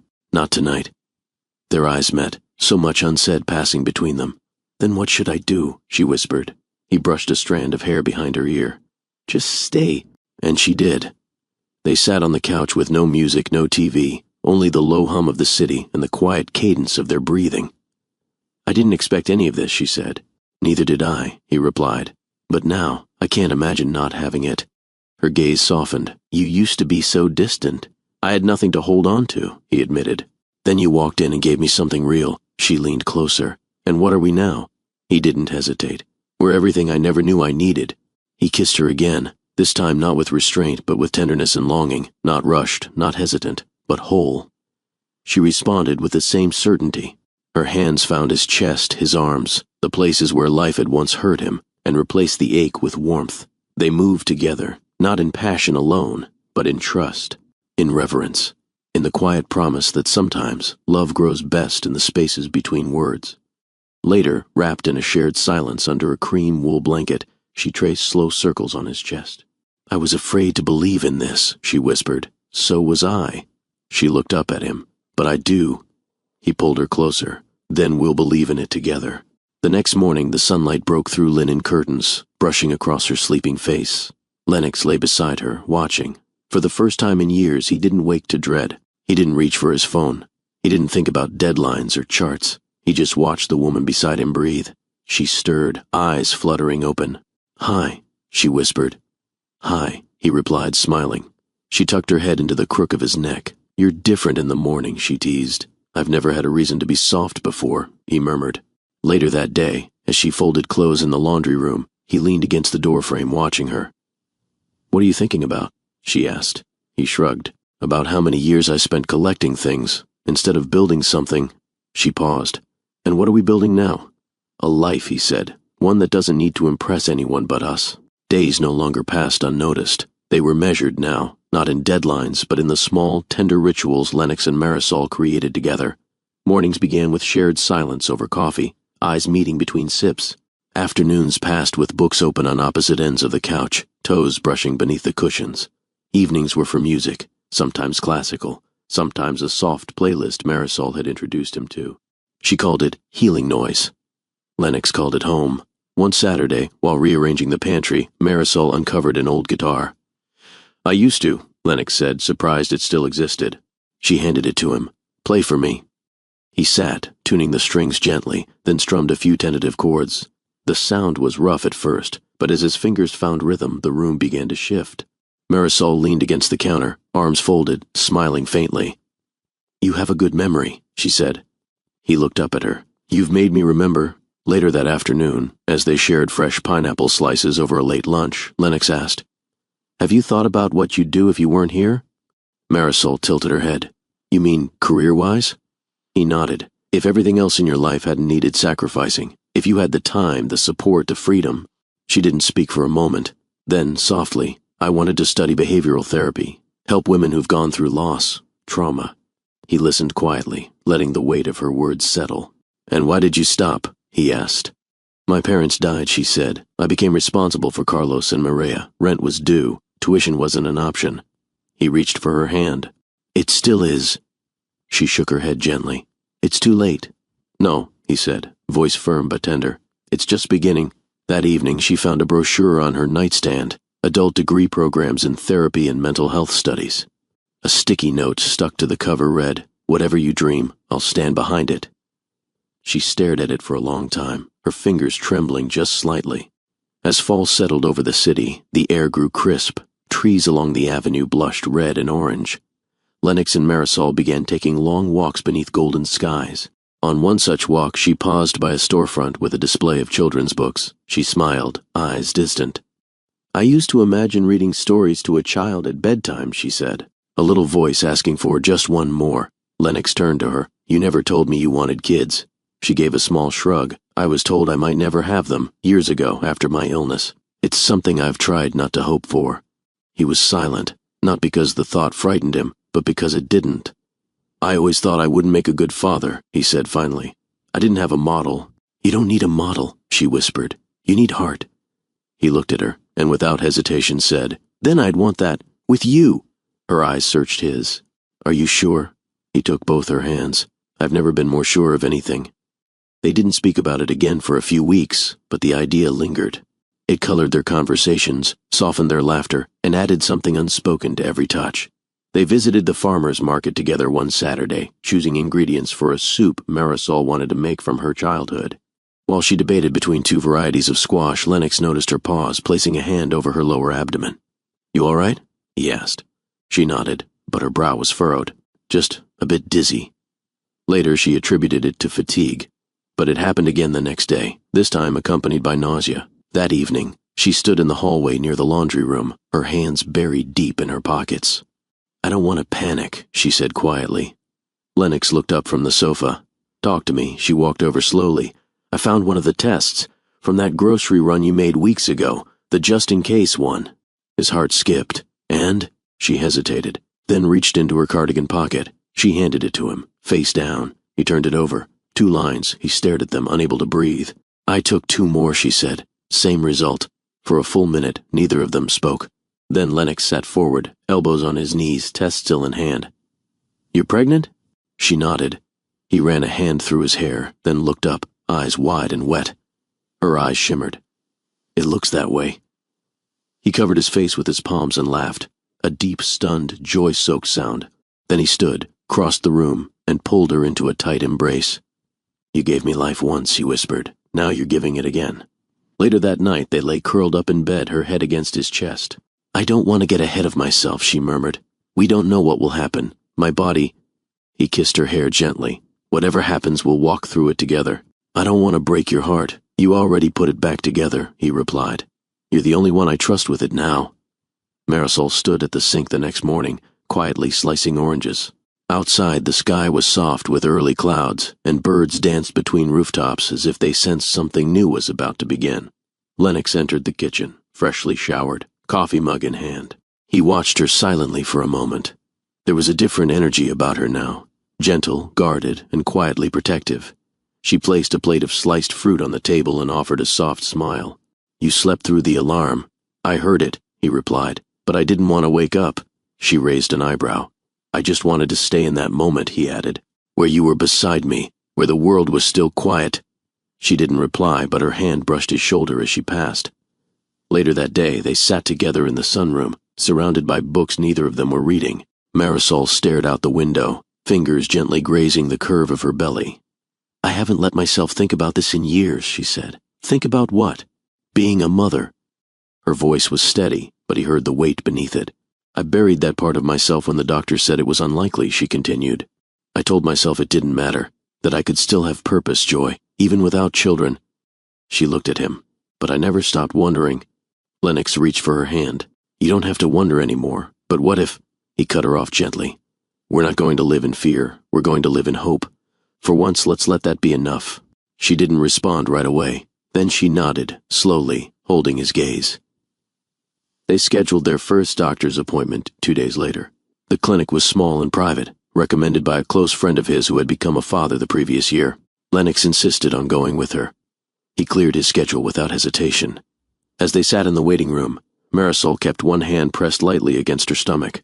Lennox noticed, his eyes drifting between her face and the clipboard she pretended to be reading. "You're nervous," he said softly. "Terrified," she admitted. He placed his hand over hers. "You don't have to be brave for me." She looked at him with quiet gratitude.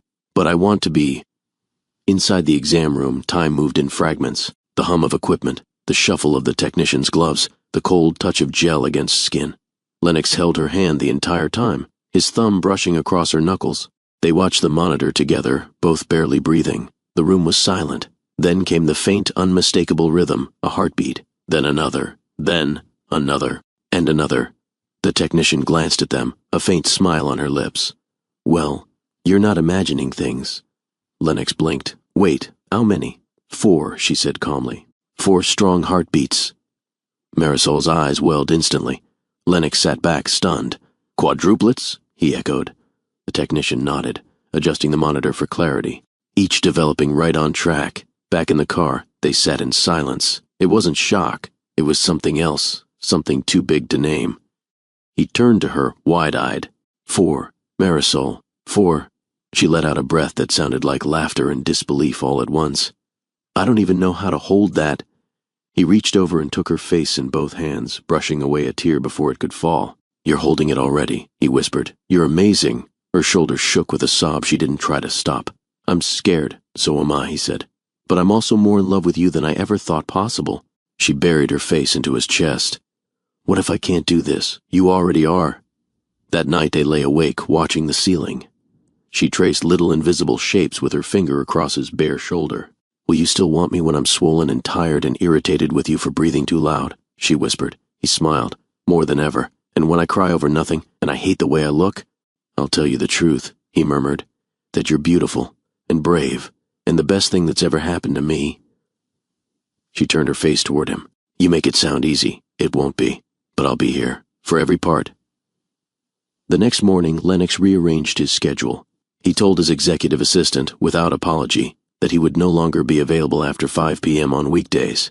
He moved the guest room furniture into storage. He made space.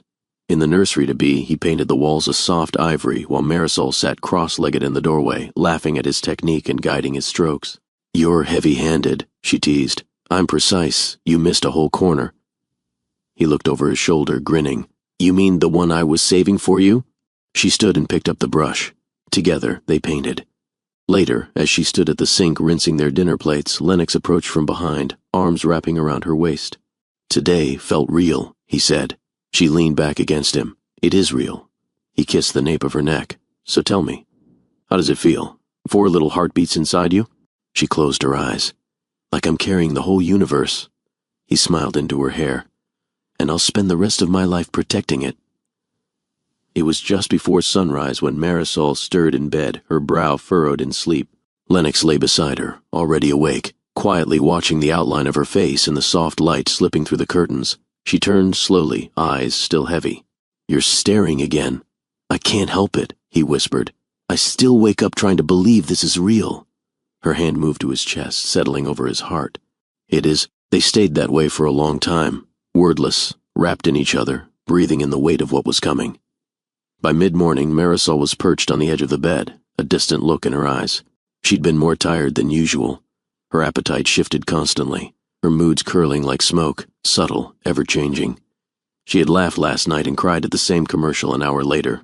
When Lennox offered to run errands, she just nodded, her fingers trailing her stomach in thought. "Pick up more of the ginger candies," she added. He paused at the doorway. "Feeling queasy again?" She didn't answer right away. "Not exactly," she murmured, "just unsettled." That evening, as they prepared dinner, Marisol stepped away from the stove and leaned against the counter. Lennox noticed instantly. "Talk to me." She looked up. "Something's different. Different how? My body feels more full, heavy, like everything is stretching." He dried his hands and came over to her. "Sit." She did. He knelt down and removed her shoes, gently massaging her feet. "You're glowing," he said.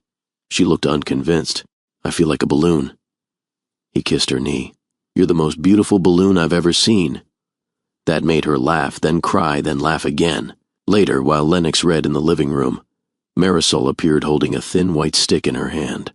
He set the book down slowly. "You took another test?" She nodded. "I needed to see it again. I don't know why. I just needed to." He stood and took it gently from her fingers. 2 dark lines, still positive, still undeniable, still happening. He looked at her with a quiet reverence. "Is this real enough for you now?" she whispered. He wrapped his arms around her. "It's so real it scares me." The next morning, they visited the doctor again for another scan and to begin more detailed prenatal care. Marisol sat on the table in a loose sweater, hands gently curved around her stomach. Lennox stood close, fingers resting on her shoulder. "Yes," Marisol whispered. The room filled with sound, tiny heartbeats, fluttering in perfect rhythm, one after the other. Lennox's breath hitched. The technician turned the volume down and smiled warmly. "They're strong. All 4 of them." Marisol blinked rapidly, pressing a hand over her mouth. Lennox stepped forward, brushing tears from her cheek with the back of his knuckle. "I don't have words," he said softly. "You don't need them," she replied. "You're here." Back home, Lennox stood by the nursery door, arms crossed, surveying the progress. The walls were freshly painted. 4 cribs were lined up against one side, 2 already assembled, 2 still in boxes. Shelves waited for blankets and books. He could barely believe it. He turned when he heard footsteps behind him. Marisol stood with her hands behind her back. "I found something," she said. She handed him a pair of baby shoes, tiny, white, soft-soled. He took them gently, overwhelmed. "These are so small. I thought you'd like them." He held them up to the light, studying every stitch. "I don't think anything has ever felt so big." Over the next few days, the atmosphere in the penthouse shifted. It became softer, quieter, yet somehow more alive. Marisol began writing in the journal Lennox had given her weeks earlier. He'd find it resting on the windowsill or near the bassinet, always open to a new page filled with gentle hopes and fears. She read to the babies each evening, old folk tales and picture books. Sometimes Lennox joined her, sitting on the floor as she read in 2 languages, her voice calm and melodic. "Do you think they can hear me yet?" she asked one night. "I think they already know who you are." On a particularly still afternoon, Marisol sat cross-legged by the terrace, sketching. Lennox walked in quietly and stood behind her. The drawing was of a tree, large with 4 strong branches reaching toward the sun. Beneath it sat a woman with long hair, and beside her, a man holding a child in his arms. She looked over her shoulder and smiled. "It's a start."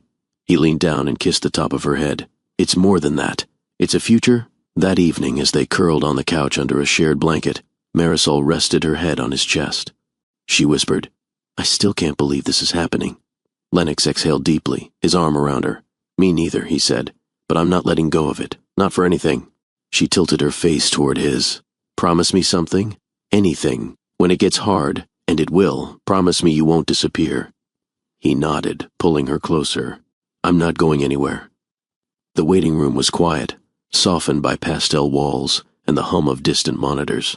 Lennox sat beside Marisol, fingers laced with hers, his foot gently tapping against the floor in a slow, uneven rhythm. She was calm on the outside, but he could feel the tension beneath her stillness. Their last visit had confirmed everything, but today the scan would show more. Development, growth, how each of the 4 heartbeats had progressed. 4. Even now the word sent a ripple through his chest. It felt both miraculous and overwhelming. Have you thought of names? Marisol asked quietly. He looked at her, surprised. You have? She opened her mouth, but just then the nurse called her name. Marisol squeezed his hand tightly. Later, she whispered. Inside the ultrasound room, the air felt heavier somehow, more intimate. Marisol lay back on the reclined table. Lennox sat beside her, holding her hand, his thumb gently stroking hers. The technician entered and greeted them with a warm nod. Back again, I see. Back for a miracle update, Lennox replied. The technician dimmed the lights and prepped the equipment. As the gel spread across Marisol's stomach, Lennox leaned in closer, unable to take his eyes off the monitor. The screen came to life, first a soft blur, then movement. Marisol exhaled slowly, a hand resting over her chest. Here's baby 2, looking active. Then a 3rd heartbeat appeared, fluttering in perfect rhythm. And baby 3, nice and steady. The final image came into view. Baby 4, the technician said, and all 4 are holding up beautifully. Marisol turned her head toward Lennox, who had gone still. His eyes were locked on the screen, his jaw set, but his expression was soft, utterly undone. He brought her hand to his lips and kissed it once. You're doing this, he whispered. She smiled faintly. We're doing this. Back in the car they sat quietly. The city moved on around them. Cars honked, people passed by with phones in hand, but inside their world everything was still. 4 babies, not just a concept anymore, not just faint flutters on a screen. They were real, measurable, growing, full of life. Lennox looked over at her, then reached into the back seat and pulled out a small gift bag. What's this? She asked, surprised. He shrugged. Something I picked up last week. I was waiting for the right moment. Inside was a tiny gray onesie with the words made from love embroidered across the chest. Marisol pressed it to her heart, eyes filling. I don't even have words. You don't need words, he said, reaching for her face. You've given me everything already. That weekend, they started preparing in earnest. The nursery was no longer a vague idea. It became a blueprint in motion. Lennox converted his former office into a second nursery space. They painted walls in soft tones, sage and warm ivory in one room, lavender and dusty blue in the other. 4 cribs were ordered, 4 sets of bedding, 4 mobiles, 4 rocking chairs. He read articles late into the night, subscribed to newsletters, spoke with a pediatric consultant via video call. Marisol watched him silently as he scribbled notes one night, glasses perched on the tip of his nose. You're nesting, she teased. I'm preparing. She leaned over the back of his chair. It's adorable. He looked up. Is it? She kissed his cheek. Yes. By the second week of preparation, their calendar filled with appointments, nutritionists, wellness coaches, a birthing class designed for high-risk pregnancies.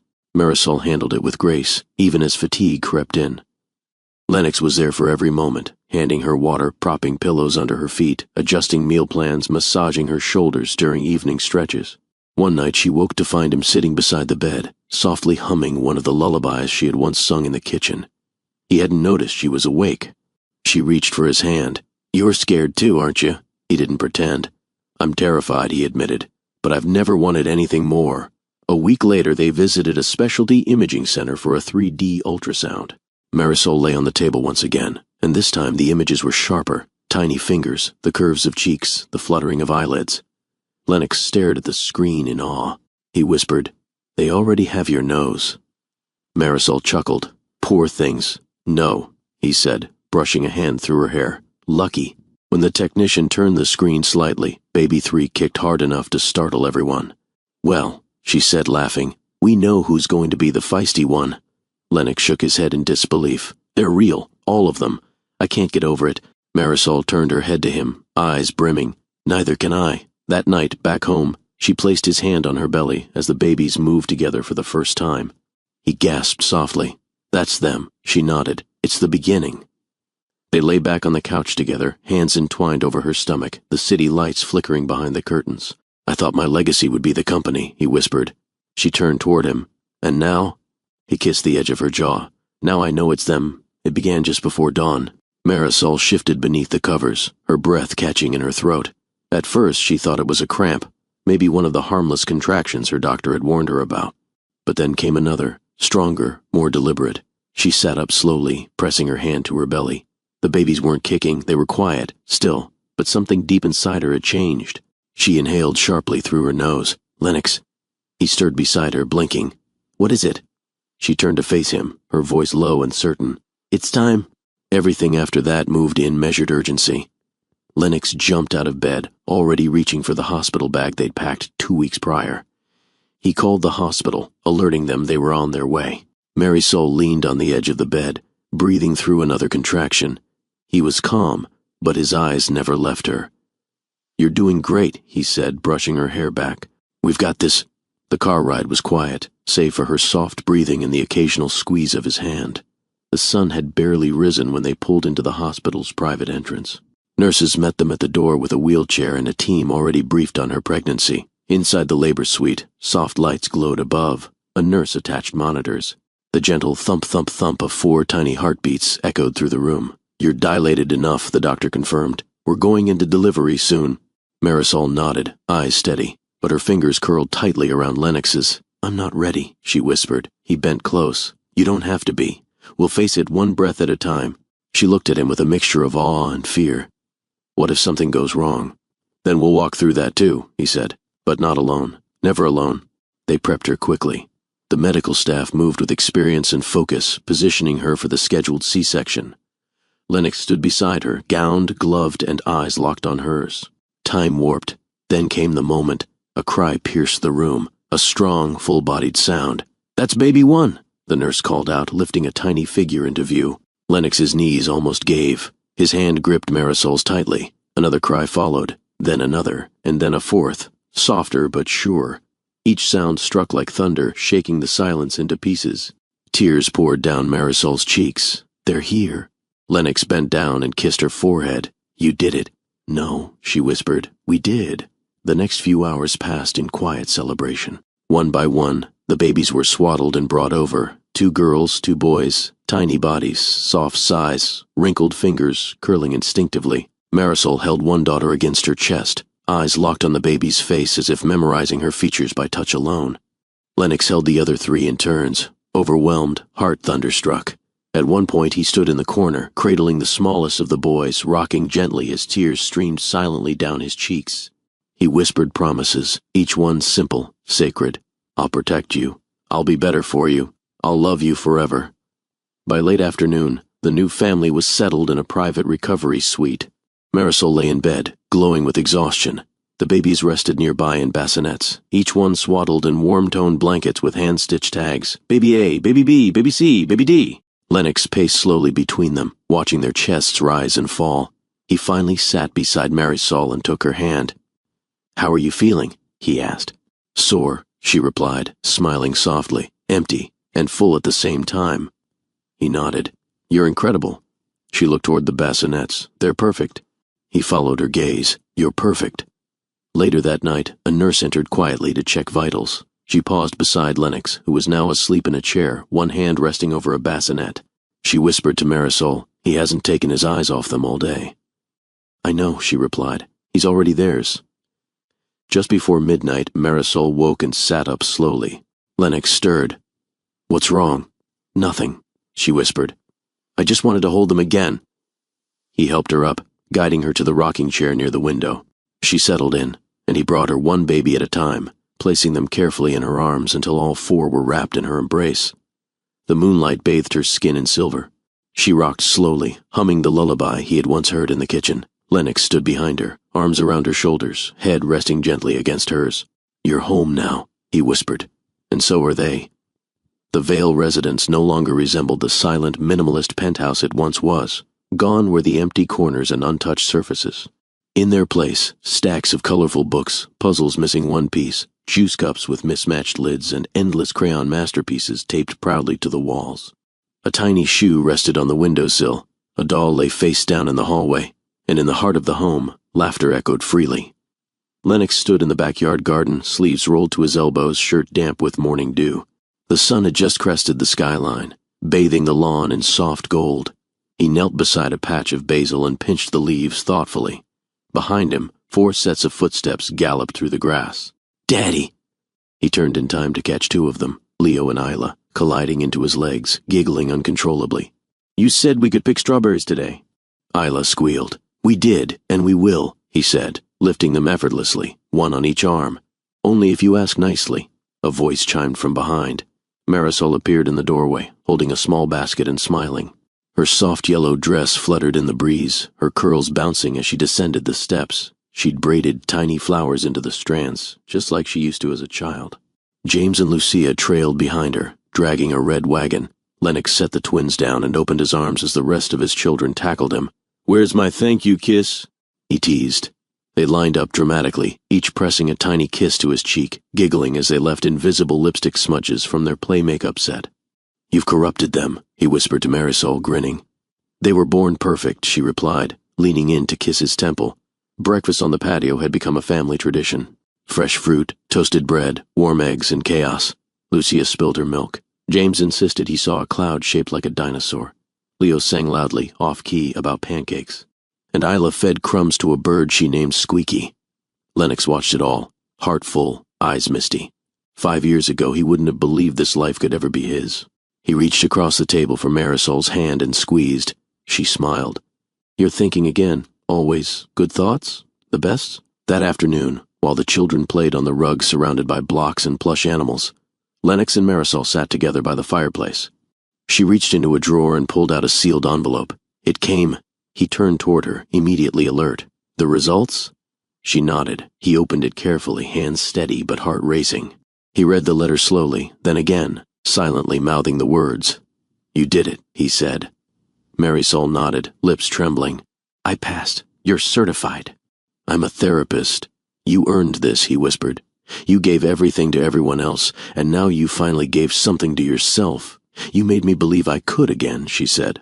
"No," he said, pulling back to look at her. "You believed first. I just stood beside you." That evening, as twilight folded over the city, they walked hand in hand through the neighborhood, the quadruplets skipping ahead, pointing at windows filled with fairy lights and waving at passers-by. A neighbor smiled and whispered to her partner, "That's the tech guy, right? And his wife?" Marisol didn't hear, but Lennox did, and for the first time he didn't care how people saw him. He looked at Marisol, who once sang lullabies in his kitchen, who once breathed him back to life, and felt the most profound sense of gratitude. He wasn't a CEO with a legacy. He was a husband, a father, a man reborn. Back home, bedtime was a dance of stuffed animals, missing blankets, and stories half told. Marisol read to the girls, while Lennox took the boys through their rocket ship tuck-in routine.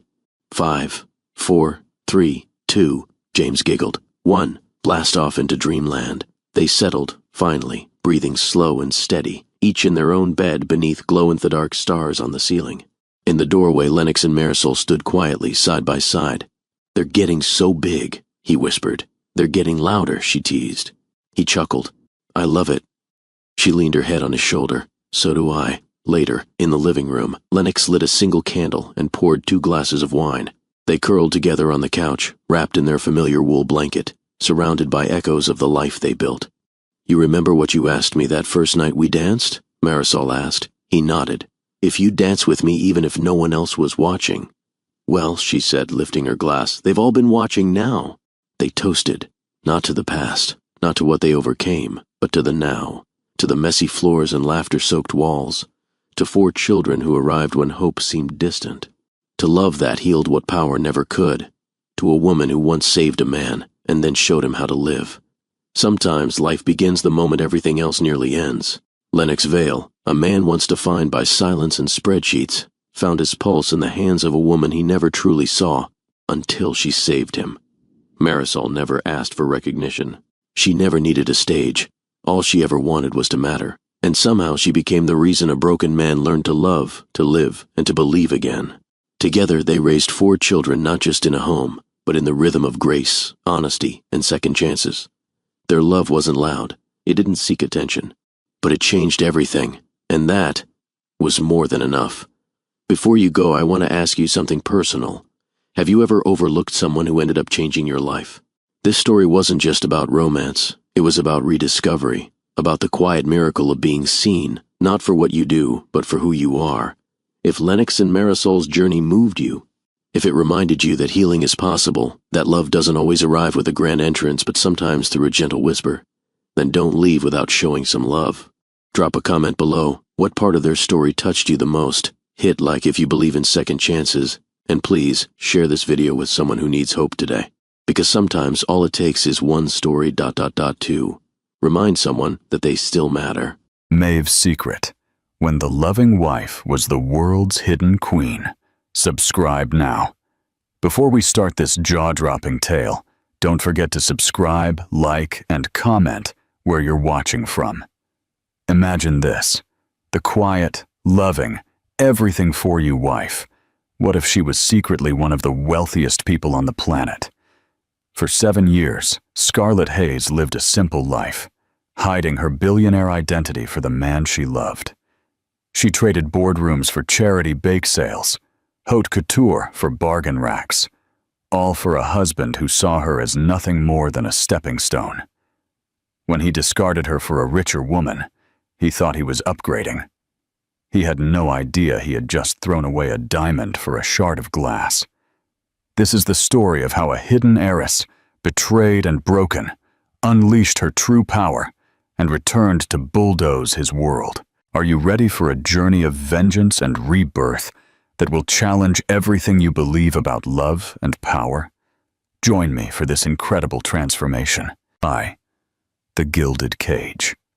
To the outside world, Scarlett Hayes was painfully ordinary.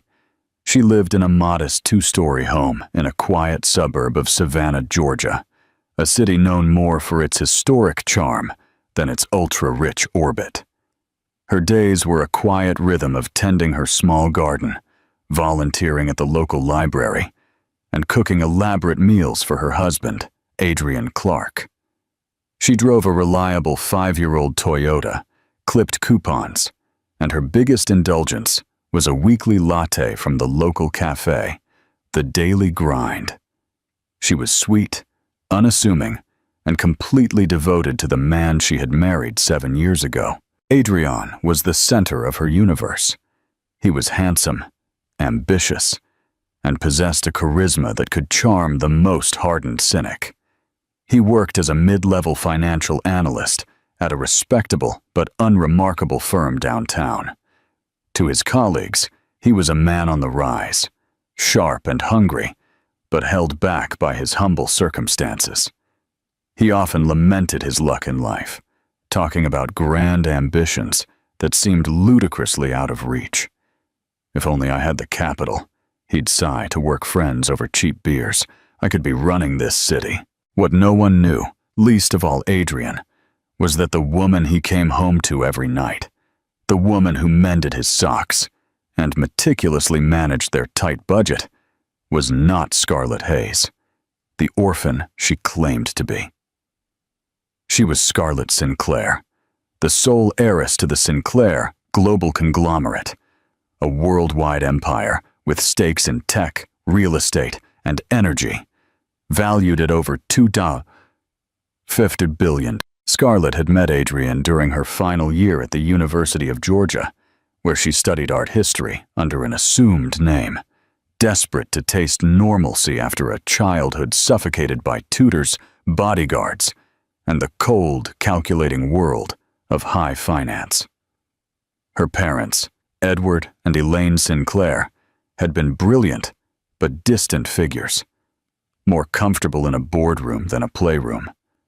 They had died in a private jet crash when she was 18, leaving her in the care of her formidable grandmother, Mrs. Augusta Sinclair, and as the sole heir to their vast fortune. Overwhelmed by the weight of her inheritance and the world's prying eyes, Scarlett had devised a plan to escape, if only for a while. Adrian, then a scholarship business student, was everything her world was not. He was passionate, saw her for who she was, and seemed unconcerned by wealth or status. When he proposed a simple life away from the glittering pressures of the elite, Scarlett saw it as a romantic fantasy come true. She believed she had found a man who loved her, not her name. And so, with a sinking heart, but a hopeful spirit, she made a choice. She placed her entire fortune into a blind trust, accessible only by a complex series of protocols known to her and her family's most trusted counsel, Mr. William Ruiz. She told Adrian a fabricated story of a lonely childhood in a forgotten orphanage, and adopted her new identity as a woman with nothing but her husband's love. For 7 years, she played the role perfectly. She found true joy in anonymity. Watching Adrian strive, she felt a sense of pride. She believed she was supporting his dreams, that their love was a fortress built on a foundation sturdier than money. But the cracks had begun to show in their fortress. Adrian's ambition, once a quality she admired, had curdled into bitter resentment. He grew tired of their modest life. He began making snide remarks about her simple clothes, their budget vacations, and her lack of connections. "Did you see David Chen's new fiancée's ring?" he'd comment after a work event, his eyes gleaming with a greedy light. "Must be 10 carats. Her father is a shipping magnate from Singapore." He would then look down at Scarlett's simple gold band, a symbol of the life he now disdained, and his lip would curl into a slight sneer. He began working late, attending networking events that left him smelling of expensive perfume that wasn't hers. He grew distant, his touch infrequent and superficial. The easy laughter that once filled their small home was replaced by a tense silence, punctuated by Adrian's heavy sighs of dissatisfaction. Scarlett felt the change deep in her bones. A cold dread began to pool in her stomach. She tried to talk to him, to bridge the growing chasm between them, but her gentle inquiries were met with irritation and accusations. "What is there to talk about, Scarlett?" he snapped one night, tossing his briefcase onto the dining table she had so carefully set. "We're stuck. We're going nowhere. I'm suffocating, and you're content to just float along." "I thought we were happy," she whispered, her heart aching. "I thought this was what you wanted." "I wanted a partner," he spat, his voice dripping with contempt. "Not a housekeeper. I need someone who can help me. Someone with resources." The word hung in the air between them, ugly and sharp. Resources. It was a word that had defined her entire life, a word she had run from, only to have it thrown back in her face by the man she had sacrificed everything for. She looked at Adrian, the stranger before her, his face twisted by a greedy ambition she had never truly seen before. And for the first time in 7 years, she felt the ghost of Scarlett Sinclair stir within her. The game that began as a romantic escape was about to become a brutal war, and she was the only one who knew the true power of the weapons at her disposal. 2. The D-Day dismissal. The final blow came on a crisp October afternoon, the air carrying the smell of wood smoke and decaying leaves. It was their 7th wedding anniversary. Scarlett had spent the entire day preparing a feast, a recreation of their first date, handmade pasta, a rich bolognese sauce she had slow-cooked for hours, and a splurge bottle of Chianti. She wore a simple blue dress he once said was the color of his favorite sky. She waited, the table set with their best china, the candles flickering, her heart a fragile mix of hope and apprehension. Adrian came home 3 hours late. He didn't even glance at the meticulously prepared dinner. His face was flushed with excitement, his eyes gleaming with a manic energy she didn't recognize. He tossed a thick, cream-colored envelope onto the table, where it landed with a soft thud beside the uneaten breadsticks. "What is this?" Scarlett asked, her voice small. "That," he said, pulling at his tie, a triumphant grin playing on his lips, "is our future, or rather, my future." Her hands shook as she opened the envelope. Inside were divorce papers. The sterile, legal language was a brutal counterpoint to the romantic dinner she had prepared. The words blurred, but the message was clear. Irreconcilable differences. No fault. A clean break. Signed, Adrian. I don't understand, she stammered, looking up at him, her eyes wide with disbelief and pain. Our anniversary.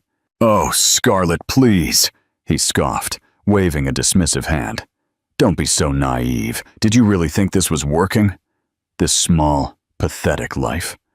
I'm meant for more. I've been given an opportunity, a real one, and I can't have you holding me back.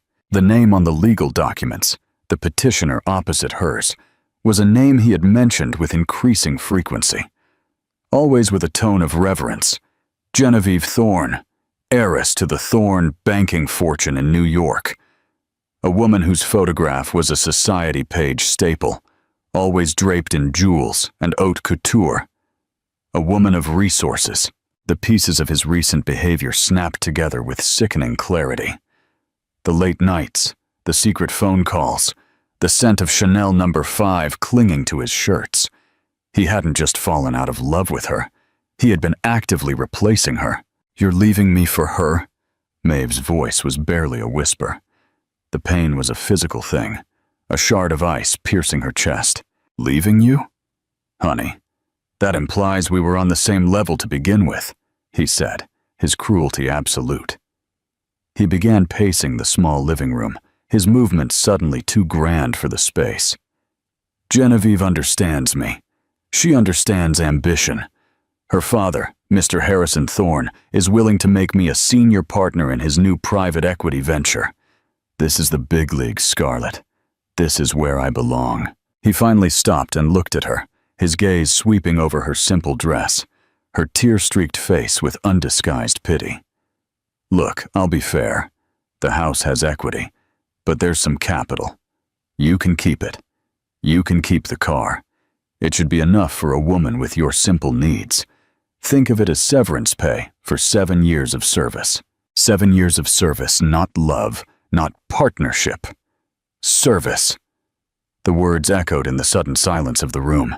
He saw her as an employee he was now firing. The love she had poured into his life, the sacrifices she had made, the identity she had discarded. It was all worthless to him. He hadn't just broken her heart. He had invalidated her entire existence. I gave you everything, she said. The words choked in her throat by unshed tears. Adrian laughed, a short, sharp sound devoid of humor. You gave me nothing, Scarlett. You had nothing to give. That's the whole problem. He picked up his briefcase, not the worn leather one she had bought him 5 years ago, but a new, sleek aluminum one she had never seen before. A gift, no doubt, from Genevieve. He paused at the door, turning back to deliver one last crushing blow. I hope you find a quiet life for yourself, he said, his voice laced with condescending magnanimity. Maybe you can work at that library you like so much. It suits you. Just sign the papers. It's better for everyone if we do this quickly and cleanly. The door closed behind him, leaving Scarlett alone in the flickering candlelight. The smell of the bolognese sauce she had so lovingly prepared suddenly felt nauseating. The beautiful meal was a monument to her own foolishness. He thought he was leaving a penniless orphan in his wake. He thought he was shedding dead weight to soar to the stratosphere of the elite. He had no idea of the storm he had just unleashed. In that moment, as the last vestiges of her love for him died, something else took its place. The pain was still there, a raw, open wound. But underneath, a different feeling began to simmer. It was cold, hard, and utterly unfamiliar. It was rage. Sinclair-sized rage. She looked at the divorce papers on the dining table, the legal instrument of her humiliation. Cleanly and quickly, he had said. She picked up her phone, her hands surprisingly steady. She scrolled through her contacts, past the local plumber and the dentist, to a name she hadn't called in 7 years. The The screen glowed with 2 words. William Ruiz. Her thumb hovered over the call button. The woman who would make the call would not be the heartbroken wife in the blue dress. It would be the billionaire heiress he never knew existed. The game was over. The war was about to begin. 3. The unleashing of the Titan. The first 24 hours after Adrian left were a blur of hollow-eyed shock. Scarlett didn't cry. The pain was too deep for tears. A vast, empty cavern where her heart used to be. She moved through the house like a ghost, their home now a museum of his shared lies. She took a black trash bag and, with cold, methodical precision, swept every photo, every gift, every last trace of him into it. It wasn't catharsis. It was an exorcism. By dawn, the house was stripped of their shared past, as empty as she felt inside. She finally allowed herself to look in the mirror. The woman staring back was a stranger. Her eyes, usually so full of soft warmth, were dark and haunted. She was wearing one of Adrian's old, faded t-shirts as a nightgown. This was the woman he had discarded, the weak, plain, penniless orphan. He had created this version of her, and he had destroyed it. It was time for Scarlett Sinclair to come home. She showered, the hot water a blessed shock to her system. She dressed not in her usual modest attire, but in the one emergency outfit she had kept hidden in the back of her closet, a pair of black tailored trousers, a silk blouse, and a pair of plain but elegant leather flats. They were remnants of her old life, a contingency she had prayed she would never need. Then she made the call. The phone rang only once before a familiar voice, crisp and calm as ever, answered. "William Ruiz speaking." "William," she said, her own voice sounding rusty and strange to her ears. "It's me." There was a pause, an instant of stunned silence on the other end of the line. William Ruiz, the gray-haired, impeccably dressed head of Sinclair Legal, had been her father's closest confidant and had managed her family's affairs with unwavering loyalty for over 30 years. He was more of a father to her than her own had ever been. "Scarlett," he finally breathed, the name a mixture of surprise, relief, and deep, inexpressible concern. "My dear, are you all right?" "No," she said, the single word conveying a world of hurt. "I'm not, but I will be." She took a deep breath, the air in the sterile house feeling charged with a new energy. "William, I'm coming back. I want you to execute Protocol Alpha immediately." Protocol Alpha, the code name they had devised years ago for the dissolution of the blind trust and the full reinstatement of her legal identity and financial power. It was the emergency button, the glass to break in case of catastrophe. "Consider it done," William said, his voice instantly shifting from worried guardian to ruthlessly efficient executive. "A car will be at your location in an hour. We have the penthouse at the Four Seasons in New York City ready for you. Your security detail is being mobilized as we speak. What are your immediate instructions?" "The house," she said, looking at the small suburban box that had been her cage. "Sell it. Donate the contents to charity. I don't want to see anything from this life again." She paused, her gaze dropping to the divorce papers still on the dining table. "And William, I need you to find out everything there is to know about a man named Harrison Thorne and his private equity ventures. I also want a full dossier on his daughter, Genevieve, and my ex-husband, Adrian Clark." "I already have a preliminary file on the Thornes," William said, his tone grim. "Harrison has been trying to make inroads against Sinclair Shipping for years. This is no coincidence, Scarlett. It appears your husband was fished as a valuable asset." The clinical business term was somehow more insulting than any emotional betrayal. She wasn't just left. She was strategically eliminated. "I understand," she said, her voice hardening. "One more thing, William. The divorce papers. Do not let Adrian's attorney file them. You will handle the proceedings. With pleasure, William said, a hint of steel in his voice. We will file for adultery and fraud. His petition will be buried. He won't know what hit him. An hour later, a sleek black Rolls-Royce Phantom, a car so out of place in Savannah, it might as well have been a spacecraft, pulled silently up to her curb. A man in an impeccable suit, her new head of security, opened the door for her. As Scarlett slid into the luxurious leather interior, she took one last look at the house, the quiet street, the life that was now nothing more than a bad dream. She did not look back as the car sped toward the private airfield, where a Sinclair Global jet waited. Scarlett's phone.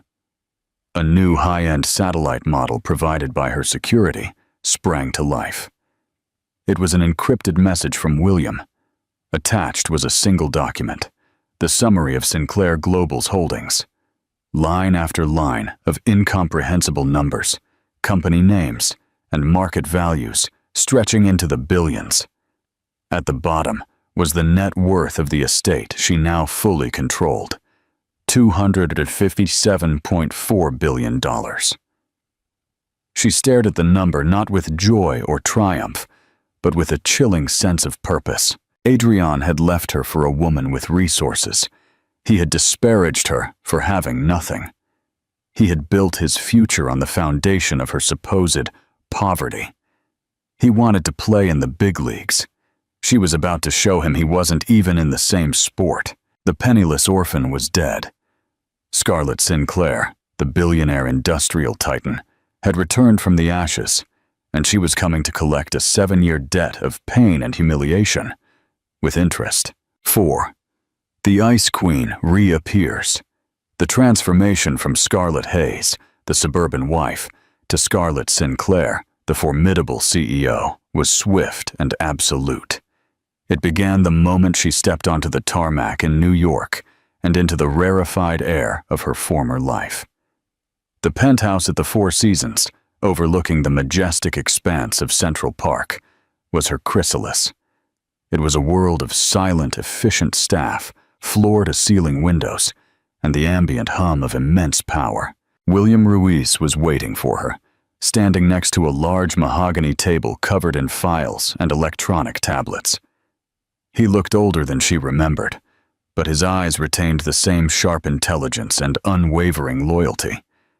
He did not hug her or offer platitudes. He simply gave her a small, respectful nod. "Welcome back, Ms. Sinclair," he said. The title, so foreign for so long, settled upon her like a perfectly tailored suit. "It's good to be back, William." The first few days were a blur of intense briefings.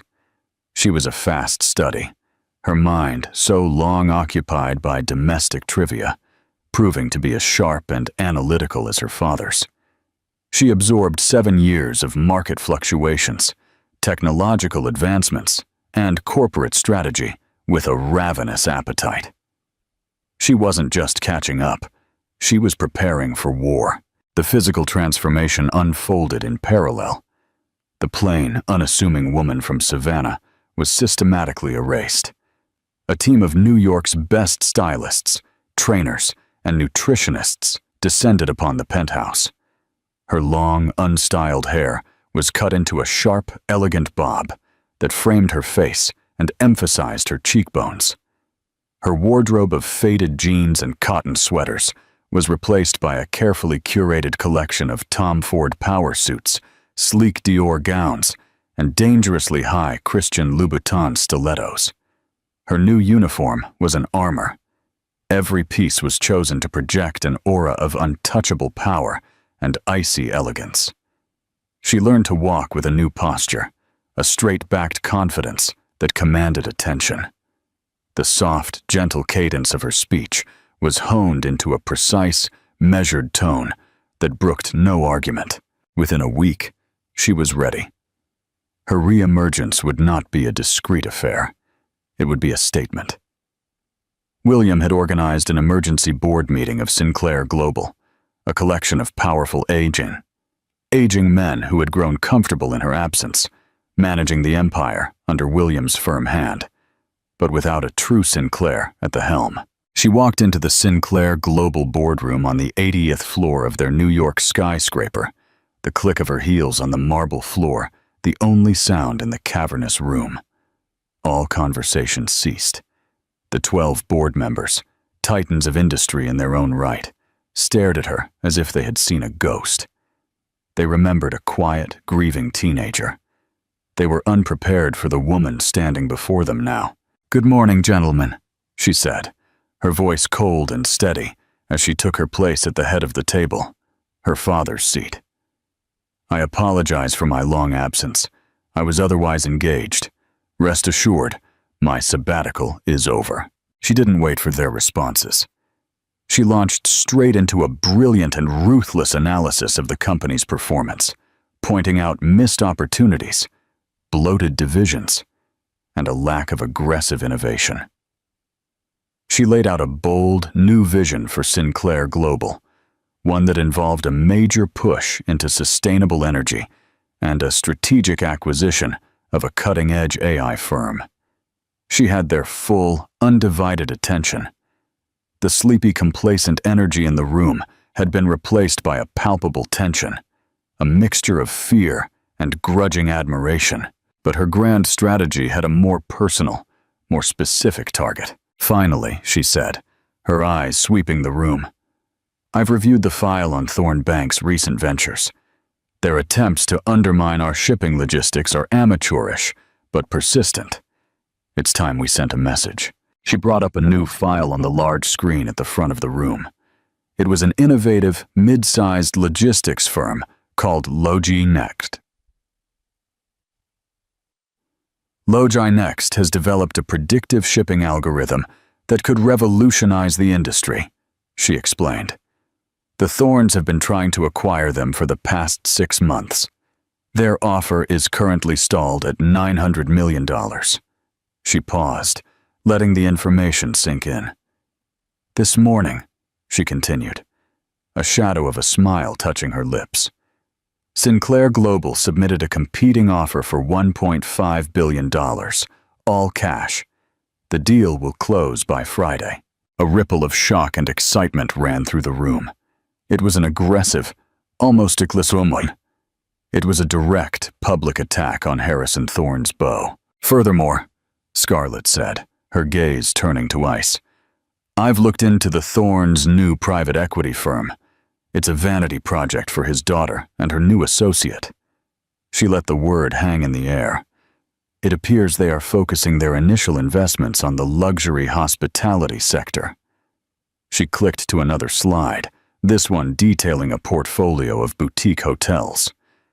"We will begin a systematic acquisition of key properties in every market they target.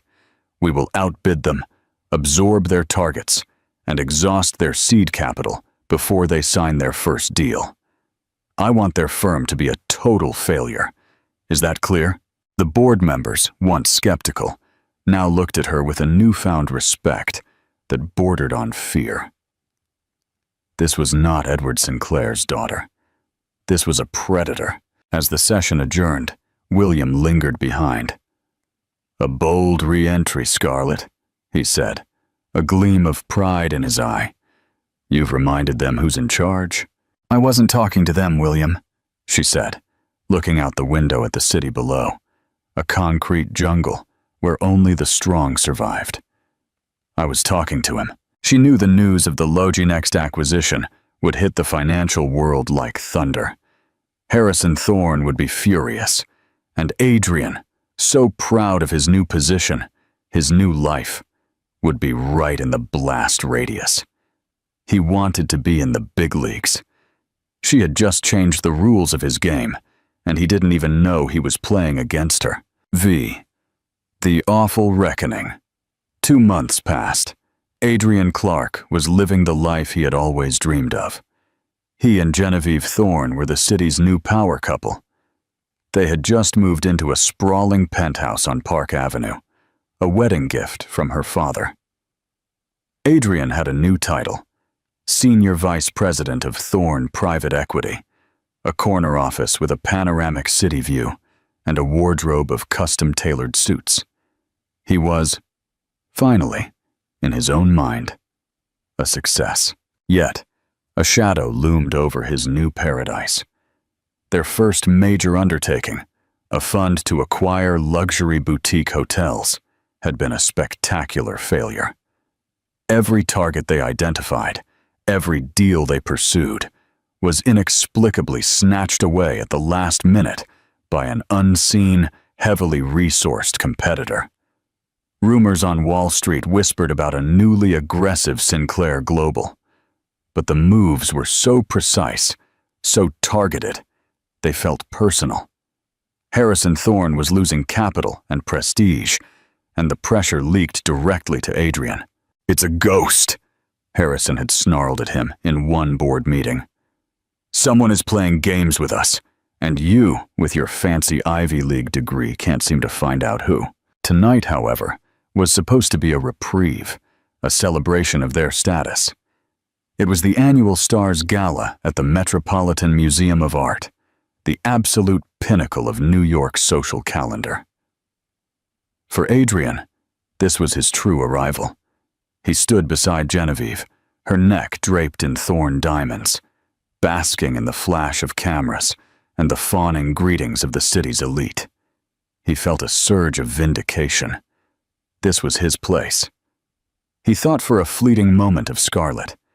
He imagined her in her small Savannah house, probably watching some cheap TV show, completely oblivious to the glittering world he now inhabited. The thought filled him with smug satisfaction. He had made the right choice. The grand doors to the main dining hall burst open. A silence fell over the crowd, a sudden, collective catching of breath.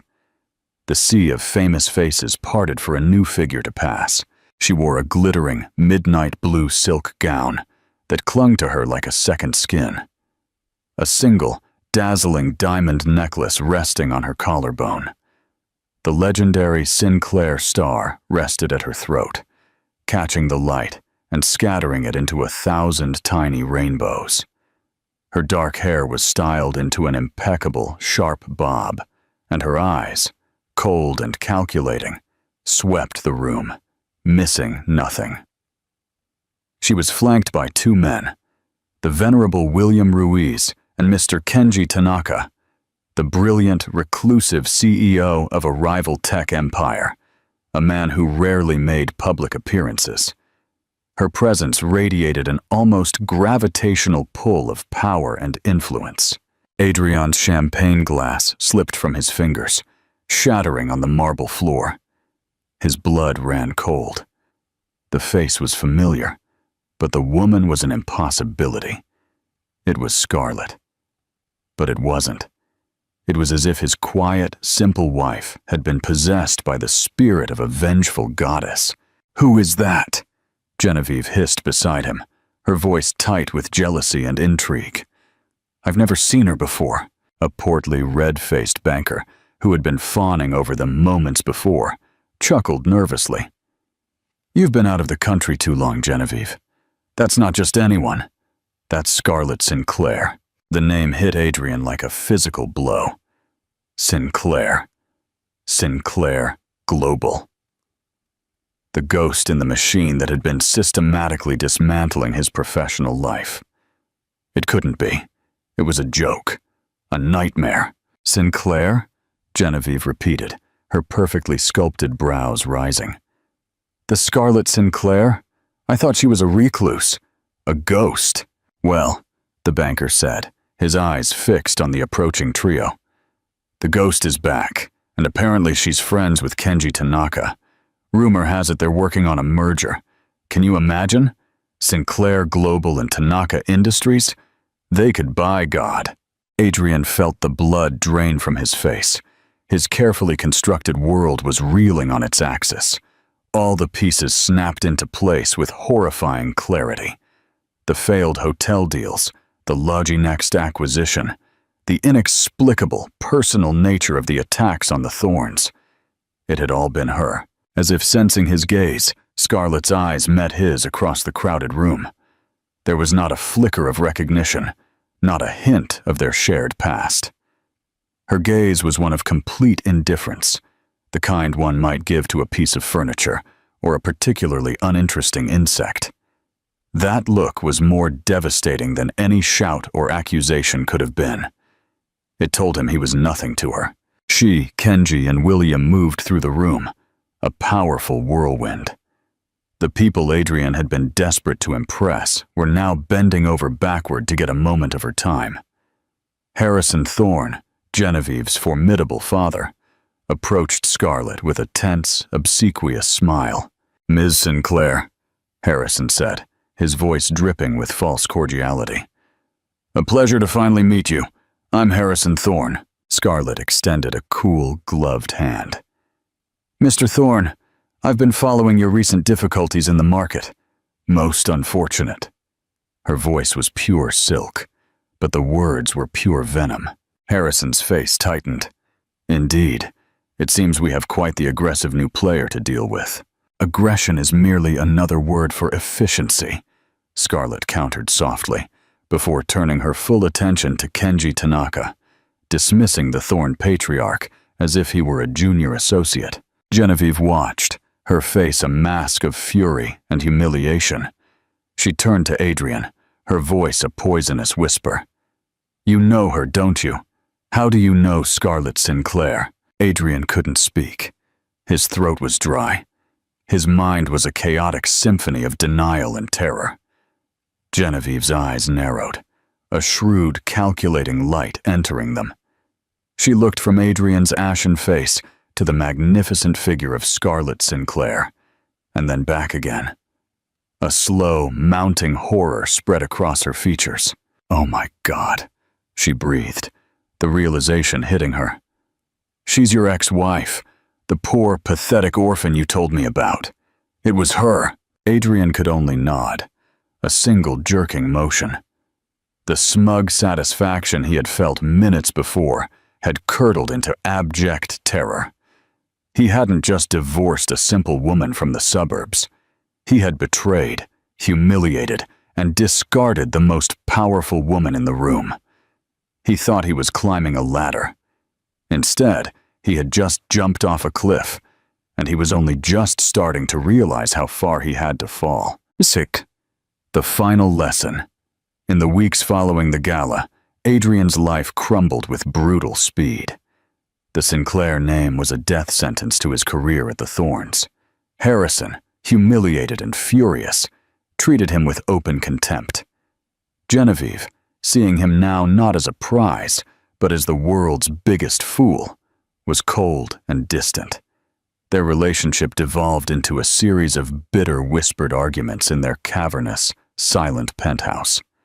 Social invitations dried up. Fawning colleagues now avoided his gaze. He was a pariah, a walking cautionary tale. Scarlett, meanwhile, operated from a sphere so far above him that he could only watch the fallout. She was a fixture in the financial news, an industry supernova. The Sinclair-Tanaka merger was being hailed as the deal of the century, creating a global giant that dwarfed all competitors. Every move she made was precise, strategic, and devastatingly effective. But amidst the corporate warfare and financial machinations, Scarlett found herself feeling empty. Vengeance, though satisfying, was a hollow victory. She had dismantled Adrian's world, but it hadn't filled the void in hers. The penthouse felt less like a home and more like a gilded cage. One rainy Tuesday afternoon, seeking refuge from her own thoughts, she did something she hadn't done in years. She went incognito to a small, independent art gallery in New York's East Village. Dressed in simple jeans, a cashmere sweater, and a pulled-down baseball cap, she was no one. She was just a woman looking at art. The gallery was quiet, the air smelling of linseed oil and turpentine. The art was raw, powerful, and full of a desperate, beautiful energy. She was particularly drawn to a series of large, abstract canvases, chaotic swirls of black, white, and a defiant, electric blue. They spoke to the storm within her own soul. They have something special, don't they? The voice, low and resonant, startled her. She turned to see a man standing next to her. He was tall, with kind, intelligent eyes and paint-stained hands. He wore a paint-splattered t-shirt and worn jeans. He looked at the paintings, not at her, with a look of deep understanding on his face. "They're honest," Scarlett replied, the words surprising herself. "That's him," the man said, nodding toward a figure in the corner, the artist, who was talking animatedly with a prospective buyer. "Leo O'Connell. He paints like he's trying to claw his way out of a locked room, all passion and fury." The man finally turned his gaze to her, a warm, genuine smile crinkling the corners of his eyes. "I'm the owner, David. David Martin." Scarlett, caught off guard, introduced herself simply as Elena. Over the next hour, David walked her through the gallery, talking about the art. Not with the pretentious jargon of the elite art world, but with a simple, heartfelt passion. He saw the story in every brushstroke, the emotion behind every color choice. He didn't ask her what she did, where she lived, or who she knew. He simply talked to her about art. She felt a part of herself she thought was dead begin to stir. It was the art history student from college, the young woman who had been captivated by beauty and creation, not by balance sheets and market caps. She found herself returning to the gallery several times over the next few weeks. She and David developed an easy rapport. Their conversations moved from art to books, to music, to the simple absurdities of life in New York.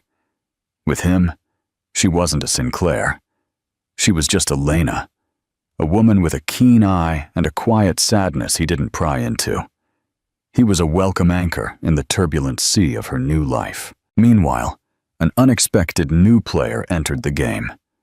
Kenji Tanaka, her new business partner, was not the cold, reclusive genius the media portrayed. In their private meetings, she discovered a man with a dry wit, a fierce intellect, and an almost unnerving ability to see through her carefully constructed armor. During one late-night strategy session in the Sinclair Global boardroom, as they finalized the details of the merger, he suddenly stopped, looking at her over the rim of his teacup. "You've enjoyed this, haven't you?" he asked, his dark eyes intense.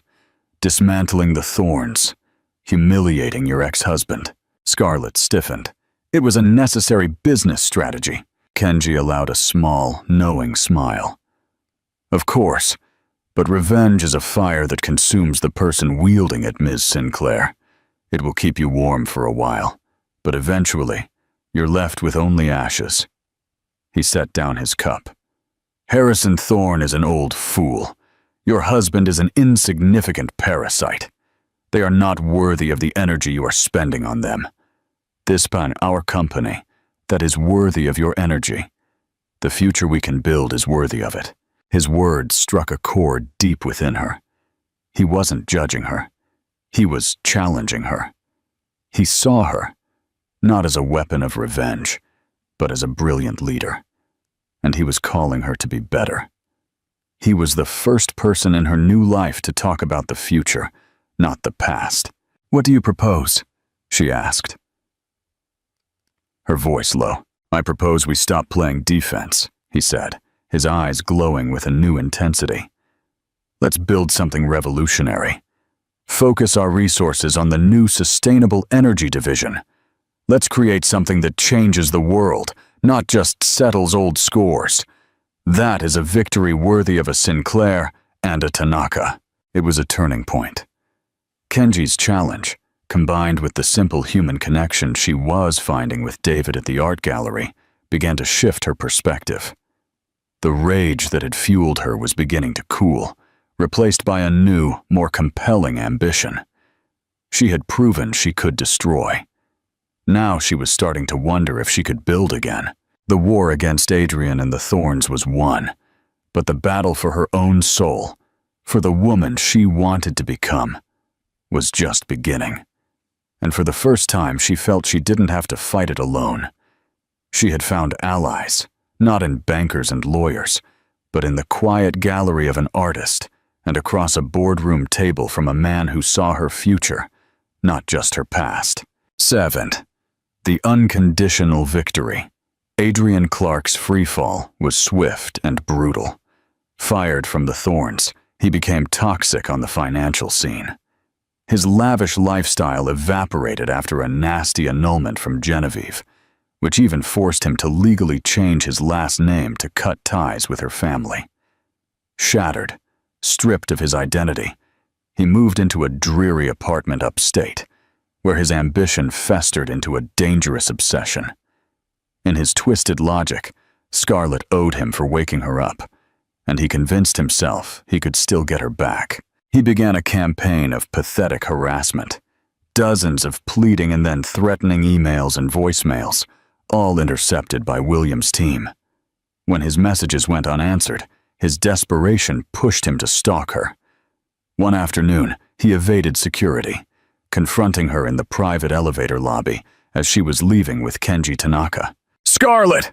he shouted, his appearance disheveled, his eyes wild. She looked at the hollow shell of the man she had married. "Adrian," she said, her voice devoid of emotion. "You need to stop this." "Stop this?" He laughed hysterically. "I'm just getting started. You think you can ruin me and walk away? I know the real you, the scared woman playing dress-up. This isn't you." Kenji stepped slightly in front of her. "I think you should leave." Adrian's gaze filled with hate. "And who are you?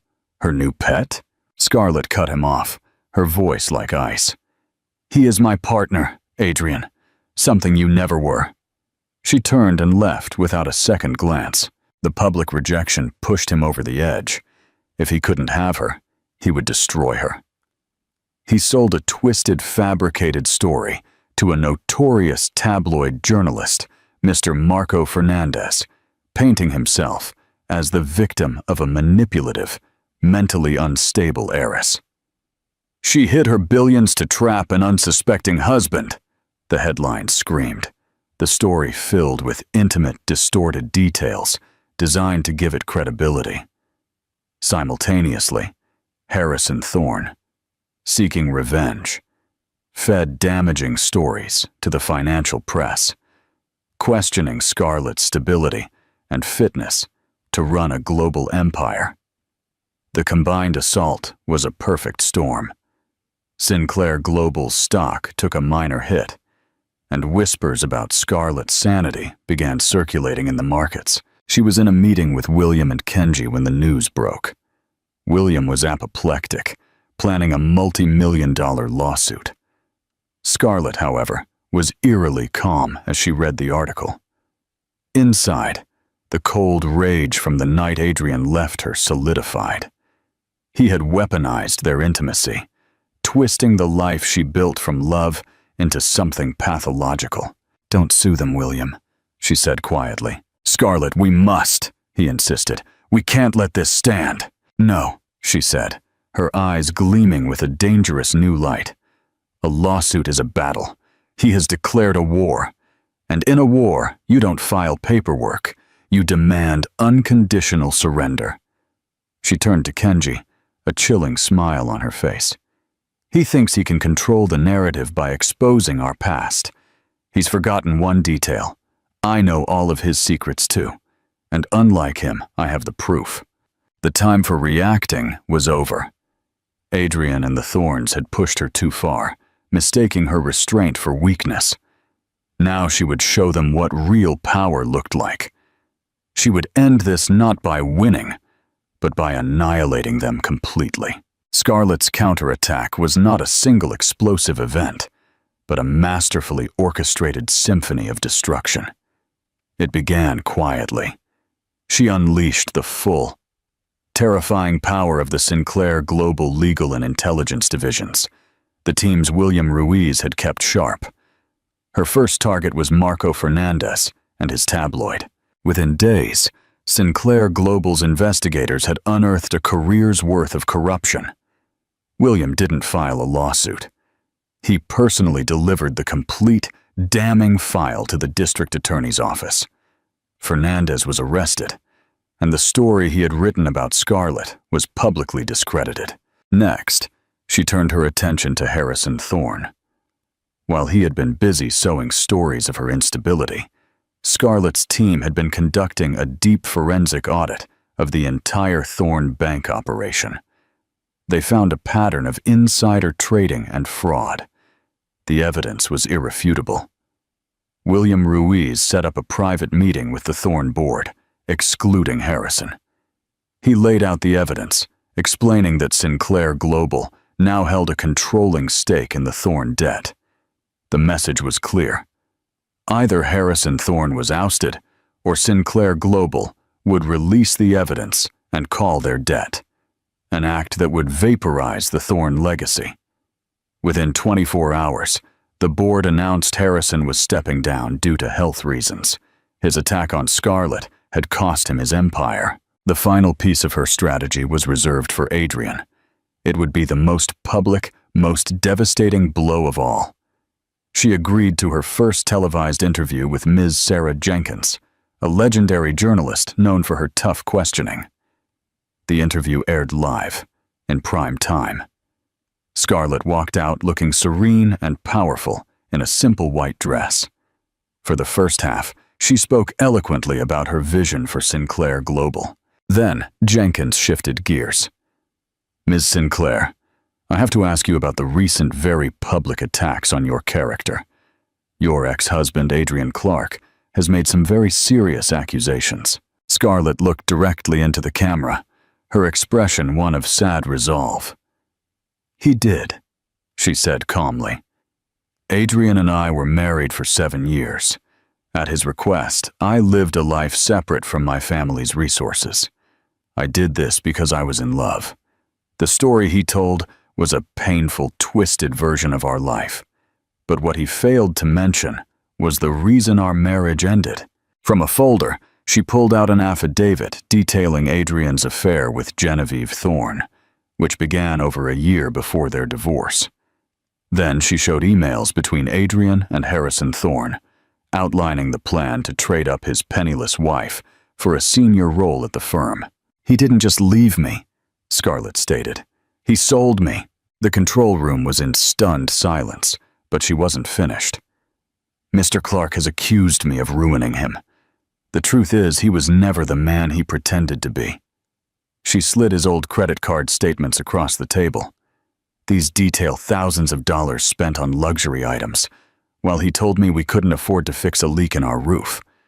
And this, she held up one last sheet, is his college application, where he lied about being an orphan long before he met me. Adrian Clark's entire life has been a calculated fraud. She looked back at the camera, her eyes clear. I didn't destroy that man. I simply held up a mirror. My only fault was loving someone incapable of loving anyone but himself. I've paid the price for that mistake, and now, so has he. She ended the interview by announcing the launch of the Sinclair Foundation, a $2 billion trust to support victims of emotional and financial abuse. In his apartment, Adrian watched his world collapse. She had exposed him completely. The reckoning was final. In the aftermath, the world saw Scarlett as a paragon of strength. Sinclair Global stock soared. Adrian, a social leper, disappeared, rumored to be working a low-level job in some obscure province, a ghost of his own ambitions. Scarlett's life, for the first time, was truly her own. The rage had subsided, leaving peace. The empire was no longer a burden, but a tool to innovate and build. Under her and Kenji Tanaka's leadership, the newly merged Sinclair Tanaka Global became a world leader in sustainable technology. Her work was her passion, a legacy that would dwarf the petty dramas of her past. Her partnership with Kenji was one of deep mutual respect and shared vision, but it was outside the boardroom where she found the quiet joy that had so long eluded her. She continued her visits to David Martin's art gallery, always as Elena. He remained a grounding force, drawn to her quiet intelligence and resilient spirit. knowing nothing of her immense power. One crisp fall afternoon, a year after her return, they were walking through Central Park. "You look lighter," David observed. Scarlett smiled. "I feel lighter. There's something I need to tell you. My name isn't Elena." She told him everything. The Sinclair name, the hidden life, the betrayal, the return. David listened patiently. When she finished, a long silence stretched between them. "So," he finally said, a slow smile spreading across his face. "Does this mean I have to start calling you Ms. Sinclair?" Scarlett laughed, a sound of pure relief. "I prefer Scarlett." "Well, Scarlett," he said, his eyes shining, "it's a pleasure to finally meet you. Now, are you going to finish that coffee, or are you going to use your billions to buy the entire cart?" In that moment, standing in the heart of the city she now commanded, she felt a profound sense of completeness. She had faced the ultimate betrayal and emerged not just victorious, but whole. She was surrounded by people who saw her for who she truly was. Kenji, who respected her mind. David, who cherished her spirit. She had lost a fantasy built on a lie, but she had gained something infinitely more valuable, a reality of her own making. The hidden heiress was gone forever, replaced by a woman who stood proudly in the light, the master of her own vast, brilliant and limitless horizon. Call to action. Closing. Engage and subscribe. She was betrayed, shattered, and left with nothing. Or so he thought. Scarlett Sinclair's incredible journey, from hidden wife to billionaire powerhouse, is a testament to the unbreakable strength of a woman scorned. She didn't just get even. She rewrote the entire game. Her story proves that your past doesn't define you, and the deepest betrayals can forge the most powerful versions of ourselves. She took her pain and turned it into a global empire, and her heartbreak into a beacon of hope for others. If this story of resilience and ultimate triumph resonated with you, please give us a like. Share this tale with someone who needs a dose of inspiration. And don't forget to subscribe to our channel for more unforgettable, real-life dramas. He built an empire with his hands, but destroyed a family with a single message. 10 years ago, Julian Sterling walked away from the only woman who ever saw the man beneath the title. She was pregnant, with triplets. He never looked back. Now, face to face with the family he abandoned, he's brought to tears by a sight he thought he'd never deserve to see again. If someone you loved disappeared without a word, only to return with tears and a trembling apology, would you forgive them? Drop your thoughts in the comments, share this story with someone who believes in second chances, and don't forget to hit that subscribe button, because love like this deserves to be heard. Now let's begin. Manhattan shimmered beneath the amber fingers of dawn, skyscrapers glinting like blades of glass above a city that never paused to grieve. At the top of one of those towers, Julian Sterling sat in silence. The luxury around him was obscene. Italian leather furniture, framed international awards, sleek tech humming in the corners, but none of it comforted the man behind the empire. His eyes, once sharp with ambition, were tired. He had everything, and no one to share it with. 10 years earlier, everything had been different. Back then, love wasn't an inconvenience. It was everything. Her name was Lila Hart. She had met him in New Orleans, under the tender hush of autumn light. Julian had just closed a regional acquisition deal, and Lila, barefoot in the garden behind her mother's Creole cottage, was humming as she read aloud to a group of children. Her voice carried like memory itself, soft, eternal, and vivid. That moment cracked something open in Julian, something long buried under polished shoes and inherited expectations. He was supposed to marry a senator's daughter and multiply the sterling fortune, but Lila wasn't polished for high society. She was honest, curious, and soulful. She asked about his favorite books, not his boardroom rankings. She laughed at his jokes instead of weighing their political correctness. And when she looked at him, she didn't see a CEO. She saw Julian. Their romance bloomed in secret. Dinners on her porch instead of gala tables. Walks through Spanish moss instead of red carpets. And eventually, a small wedding beneath. Lantern-lit oaks in a quiet chapel few would ever know existed. They were rebels, Not the kind who protest with signs, but the kind who believe love is worth risking everything for. But love wasn't enough for Vivian Sterling. Vivian was the reason Julian had never known softness as a child. She raised him like a project, not a boy. She taught him early, image over honesty, control over chaos, silence over truth. When she learned of Lila, her disapproval was immediate and brutal. "She's not one of us," Vivian had sneered, sipping espresso in her marble kitchen. "She'll never survive our world." "You have responsibilities, Julian. You're not a child in love. You're a Sterling." At first, Julian resisted. He wanted both, the woman who made him human and the world that made him powerful. But as months passed, the pressure mounted. The board raised concerns. Old money allies withdrew support. Every hallway he walked became a corridor of expectation, echoing with unspoken ultimatums. Then Lila told him she was pregnant, with triplets. 3 children. 3 little lives growing inside the woman he adored.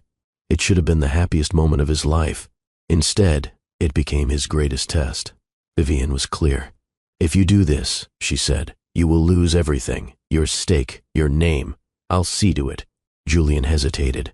Then, one rainy evening, from behind the towering glass walls of his corporate office, he did the unthinkable.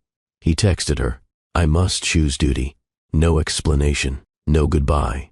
Just a decision made with trembling hands and a hollow chest." Lila received the message while folding tiny clothes she'd bought from a second-hand shop. Her world shattered in that moment, not with sound, but with silence. Not even a knock at the door, just the realization that the man she loved had vanished into obligation, leaving her and 3 unborn children in the shadows of his legacy. The next morning, she left New Orleans, her belly full of life, her heart full of heartbreak. Julian buried himself in his work. Every conference he spoke at, every ribbon-cutting ceremony, every profit report, none of it touched the ache beneath his skin. He told himself she'd be fine, that she didn't need him. That time would dull the edges. But time, as he would learn, doesn't dull, it deepens. It etches regret like water-carving stone. He tried to move on, but no other woman felt like Lila. No conversation was as effortless. No smile stirred that same flame. On his 10-year anniversary at Sterling Life Care, he stood on stage beneath thunderous applause. Cameras flashed, partners cheered, and all he could think about was a faded photo in his drawer, Lila in a white sundress, her hand resting on her stomach, her smile a whisper of forever. Bellefontaine wasn't the kind of place where time stood still, but it did know how to hold space for broken hearts. Lila Hart arrived in the small southern town in the early hours of a humid spring morning, her eyes puffy from silent tears, her hands resting protectively over the swell of her stomach. With no more than a duffel bag, a few baby supplies, and one treasured wedding photo, she stepped into the unknown with quiet courage. The town welcomed her the way it had always welcomed those searching for a second chance, gently, without questions. Locals didn't ask about her past. They noticed the way she rubbed her belly absent-mindedly, how she walked with purpose even when her steps were uncertain. They saw the strength in her, even when she hadn't yet seen it herself. Lila found a small, weather-worn cottage on the edge of a magnolia grove. It needed work, but it had charm, peeling shutters, a sagging porch, and wild jasmine climbing the walls.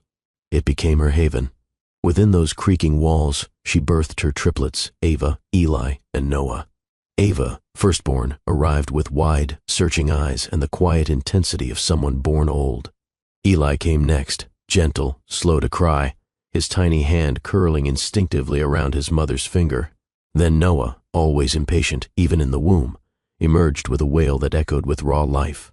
In those moments, something remarkable happened. Lila wasn't alone anymore. She was a mother, and that made her powerful. The early years were grueling. Diaper changes by candlelight during power outages, nights spent pacing back and forth with crying babies on each shoulder, days juggling formula measurements, community tours, and side gigs at the local heritage center just to keep the lights on. But Lila endured, not with bitterness, but with quiet, determined grace. By the time the triplets were toddlers, Lila had earned the affection of the entire town. She told stories during weekend festivals, stories that brought old houses to life and made the past feel like a living friend. Her knowledge of Bellefontaine's ancestry helped secure a preservation grant for the historic district. Her passion rippled outward, and people noticed. Still, the ache remained. On the quietest nights, when the children were asleep and her tea had gone cold, Lila would hold that photo, the one from their secret wedding beneath the stars, and whisper the same silent question she had repeated for years. Why did you leave? She never spoke Julian's name to the children. Not because she hated him, but because they deserved to form their own stories, not inherit her heartbreak. When they asked, she'd simply say, "Your father is somewhere out there. Maybe one day you'll meet him." The children grew fast. Ava became the quiet leader of the trio. She was fiercely protective of her brothers, especially Noah, whose energy was boundless and unpredictable. Eli, with his soft-spoken wisdom, often played peacekeeper, his calming presence grounding them all. Their bond was undeniable, 3 pieces of a single heartbeat. Despite the absence of a father, their lives weren't joyless. They had water balloon fights in the backyard, built makeshift castles from cardboard, celebrated birthdays with handmade crowns and homemade cupcakes. Lila made sure of that. She filled every holiday with magic, every moment with intention. Her love was relentless, even in exhaustion. But something changed when they turned 8. Ava began asking deeper questions. She noticed how Lila would pause when a father walked into school pickup, how her voice caught when reading bedtime stories that ended with happily ever after. One evening, while watching a family film, Ava turned to her mother and asked, "Did Daddy love you?" The question gutted Lila more than she could admit. She swallowed the lump in her throat and answered with careful truth. "He did, once. But sometimes love isn't enough for some people, not because you're not worth it, but because they don't know how to keep it." She didn't cry that night. But later, when the children were asleep, she stepped outside onto the porch and allowed the tears to come freely. Meanwhile, far away in a Manhattan skyscraper, Julian Sterling sat in his penthouse library, flipping through old journals he had hidden from himself. His life looked perfect on paper: global expansion of Sterling Life Care, an honorary doctorate from Columbia, invitations to elite panels and forums, but none of. It made his hands stop trembling when he thought of Lila's last words, "Don't make me beg for the love you owe me." Her voice haunted him. He tried to drown it out with distractions, newer ventures, international press, high-stakes mergers. But her voice always returned, especially in the silence. On his 40th birthday, Julian found himself alone. He watched the candles flicker on an untouched cake and realized he had no one to share the moment with. He hadn't celebrated his children's birthdays, hadn't seen a first step or heard a first word. All he had were balance sheets and regrets. That night, he retrieved a shoebox from the back of his closet. Inside were photos he had secretly saved, one of Lila laughing beside a fountain in New Orleans, another, blurry, of the sonogram she had emailed him before he cut contact. He traced the outlines with trembling fingers and whispered, "I'm sorry." But apology meant nothing without action. And so, when Sterling Life Care identified Bellefontaine as the ideal site for its next innovation hub, Julian didn't delegate the visit to a junior executive. He volunteered, not because of strategy, but because of longing. He needed to see the town where his family lived, even if only from a distance, even if he wasn't ready to be seen. To the world, Julian Sterling was the portrait of invincibility. In every business magazine, every televised interview, he was poised, articulate, brilliant. The face of modern maternal care, a man who'd turned tragedy into triumph, according to the press. But in truth, there was a room inside him that no one entered, a room where sorrow lived like a permanent guest. And inside that room, Lila's voice echoed endlessly. His days were regimented. Wake at 5, run 5 miles, scan the market, respond to executive summaries, sign contracts, deliver vision statements, and smile, always smile. But at night, when the windows reflected only his own face and silence reclaimed the penthouse, he lost that mask. He began drinking tea again, her favorite. Not because he liked the taste, but because it reminded him of sitting on her porch, watching twilight settle over New Orleans, her head on his shoulder. That memory had no price tag. It couldn't be bought or replicated. And that was what made it priceless. He often wondered if she still drank tea, or if she'd taught their children to love the same cinnamon vanilla blend she used to brew in a chipped ceramic pot. The same one he had once called ugly but magical. He still had that pot. It sat high on a shelf, untouched but never discarded, like the life he had walked away from. Marcus, his younger brother, had visited one evening with a bottle of scotch and a worried look. He never judged Julian, but he didn't coddle him either. "You've built an empire," Marcus said, "but you left your heart behind." Julian didn't answer. He just looked away. "You can still go back," Marcus added quietly. "Maybe not to who you were, but to who you were supposed to become." That night, Julian didn't sleep. He wandered through his home, stopping before a hidden drawer in his private study. It hadn't been opened in years. Inside were handwritten notes, faded postcards, and a small pair of pink knitted baby shoes, one of the first things Lila had ever bought after. Discovering she was pregnant, he held them gently, as if they might vanish if he gripped too hard. Across the city, Sterling Lifecare's headquarters buzzed with preparations for expansion. The Bellefontaine project was already underway, contracts signed, blueprints approved. Julian's mother, Vivian, remained the ever-present storm behind his public calm. She masked her control and polished strategy, but her manipulations ran deep. She had made it clear over the years, Lila and the children were an unwise detour. She never mentioned them directly, but in boardroom speak, they became liabilities, distractions, unaudited risks. "Don't let emotion blur the mission," she told him once, brushing imaginary lint off her blazer. But Julian was no longer blind. He began to notice things. The carefully scrubbed history in internal reports, the way HR compliance officers sidestepped questions about executive family affairs, the thinly veiled attempts to erase every trace of a past he hadn't given permission to forget. He said nothing. He simply watched. And quietly, he planned. His trips to Bellefontaine were supposed to be brief, a symbolic gesture, a CEO touchpoint. But when his driver turned off the freeway and the countryside opened before him like an old book, he felt a tug in his chest he hadn't felt in years. The streets were slower. People waved. Time moved differently, and it scared him. He was no longer Julian the strategist in this town. He was just a man trying to remember how to breathe without achievement. His first day there, he avoided the town center entirely. He walked the edges, observed from park benches and side streets. It was easier that way, easier than admitting what he was really looking for.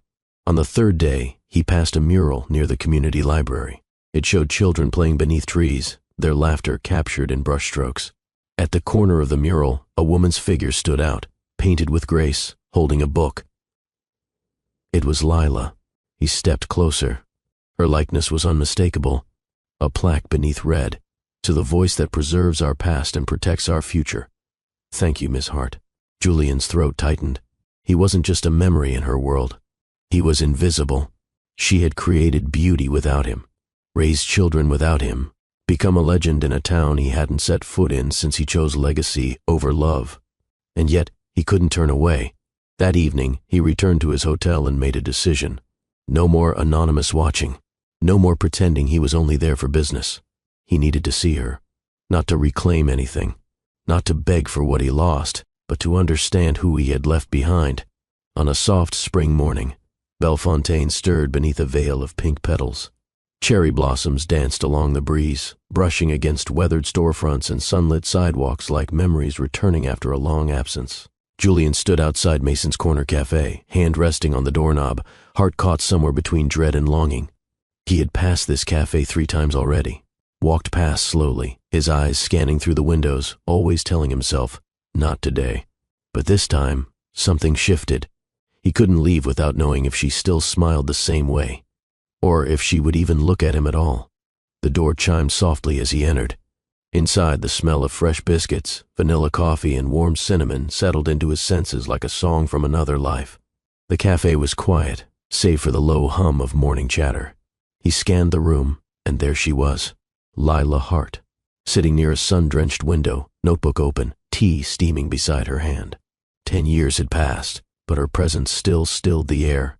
She wore a simple blouse and jeans, her hair gathered in a loose knot. A strand had slipped, brushing her cheek. She looked peaceful, but not untouched. There was weight in her eyes now, a maturity shaped by storms survived and victories won alone. 3 children sat with her. Ava, poised and silent, her eyes scanning a book. Eli, tracing patterns on a napkin, thoughtful even in play. And Noah, grinning, energy coiled in his frame like a spring, mid-joke about something only he found funny. Their features echoed her, grace, poise, softness, but in each child, Julian saw reflections of himself. He froze. Lila looked up. Their eyes locked. She didn't gasp, didn't rise. Her expression didn't crumble into recognition or bloom into sentiment. It held, steady, guarded. Her lips parted slightly. She whispered his name, not with longing, not with venom, just acknowledgement. Julian. He stepped forward, every part of him aching. Lila, I didn't expect. She raised a brow, voice calm but firm. You didn't expect to see your children? The cafe, oblivious to the reunion it hosted, carried on. Conversations continued. Coffee steamed. But at their table, time folded in on itself.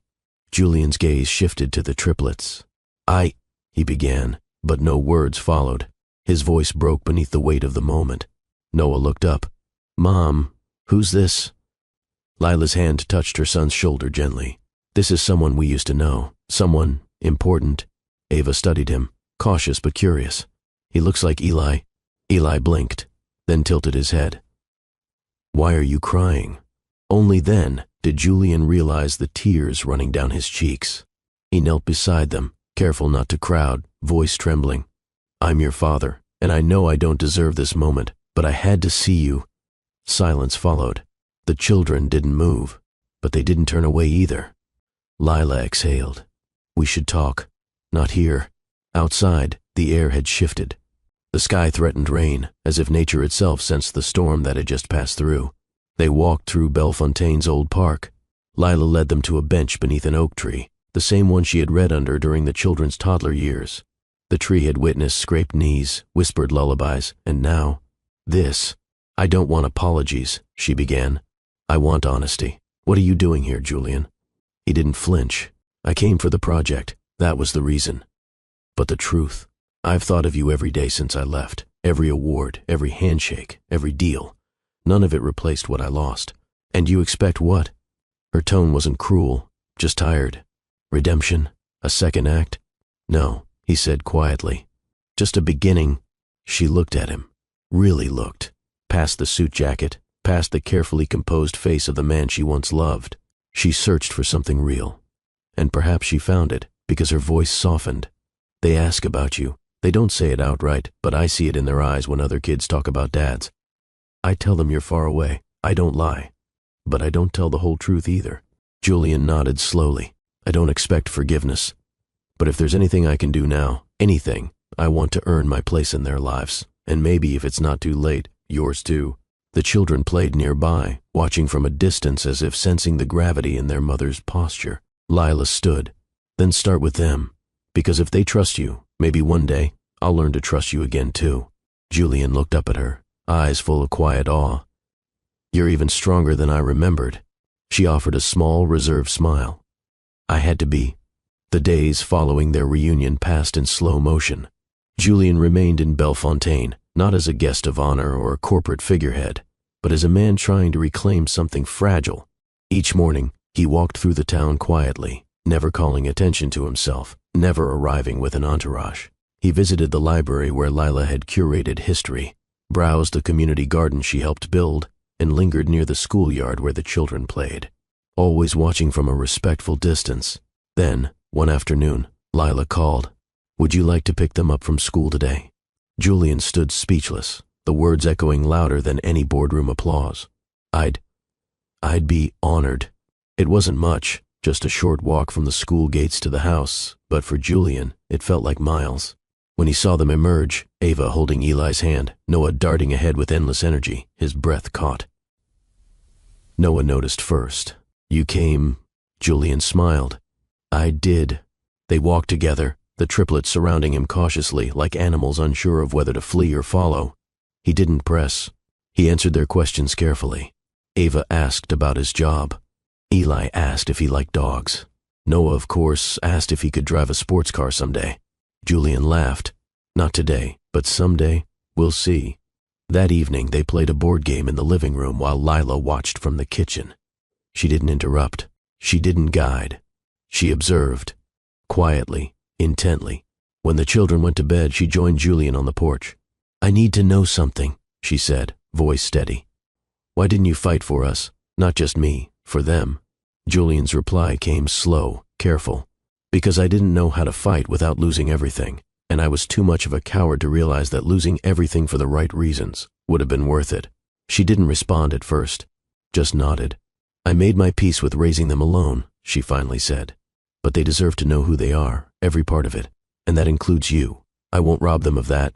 Julian lowered his gaze. "And what about us?" Lila folded her arms. "One step at a time. They come first." That became their rhythm.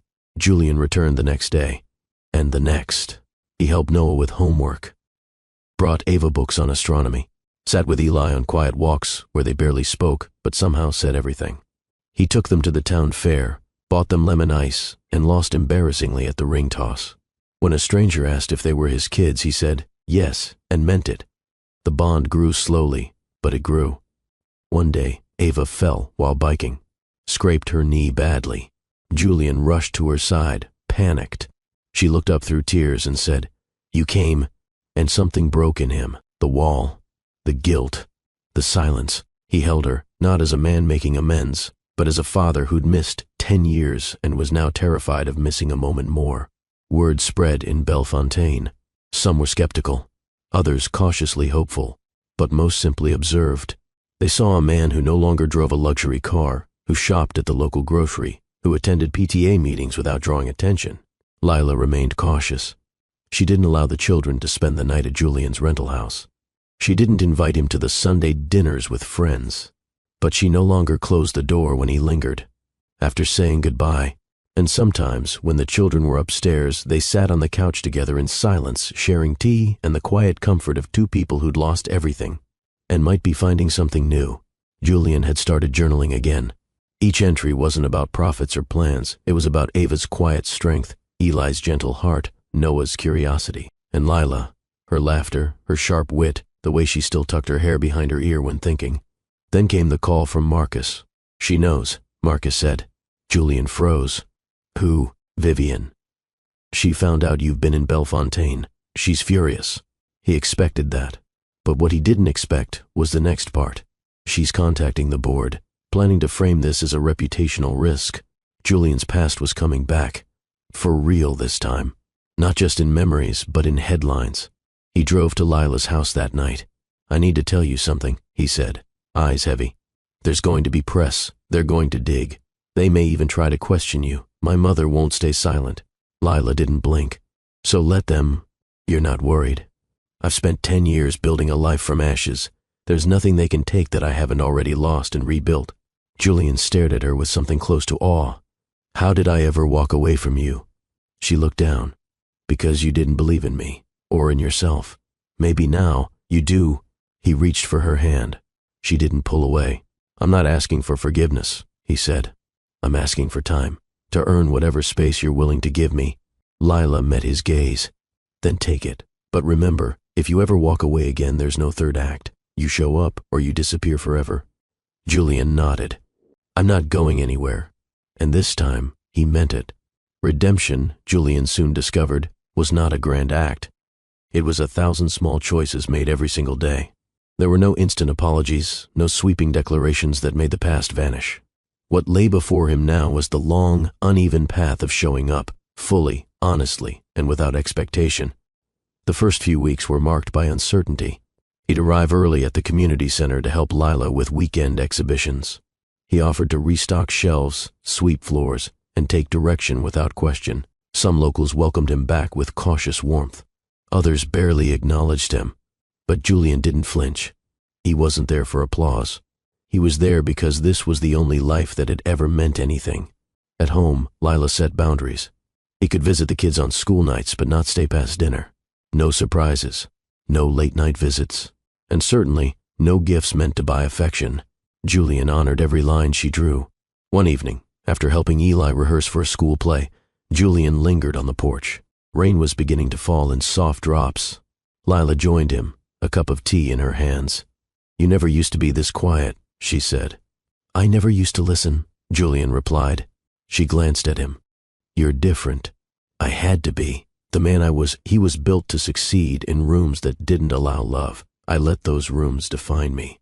And now, I'm trying to build something new, not just in the company, in myself." For a moment, they listened to the rain. The next week, Julian flew to New York for the Sterling Life Care Board meeting. His public image was at a crossroads. Whispers of his personal entanglements had made their way into the press. Investors were uneasy. A publicist advised him to issue a carefully worded statement and distance himself from Bellefontaine. Instead, Julian walked into the boardroom and did the unthinkable. He told the truth. "I abandoned my family for this company," he said, voice steady, "and now I'm working to earn their trust again. That doesn't make me weak, it makes me honest, and if that's a liability, so be it." Gasps followed. Some board members looked stunned, others impressed. Vivian Sterling, regal, unmoved, spoke last. "This is not how a Sterling conducts business." Julian met her gaze without blinking. "Then maybe we've been conducting business the wrong way." The fallout was immediate. Headlines spread, stock prices wavered, but something else happened too. Support poured in from unexpected places: young professionals, working parents, advocacy groups. People saw a man willing to lose everything for the right reasons, and they responded. Back in Bellefontaine, Lila watched the clip on her phone. She didn't cry. She didn't cheer. She simply whispered, "He's doing it." Julian returned home late that Friday. He looked tired, but lighter. The triplets greeted him with a group hug that nearly knocked him off his feet. Later that evening, as they roasted marshmallows in the backyard, Ava said, "Dad, some kids at school said you used to be rich." Julian chuckled. "Used to be? Well, like super rich. I had a lot of money," he admitted. "But I didn't have what mattered."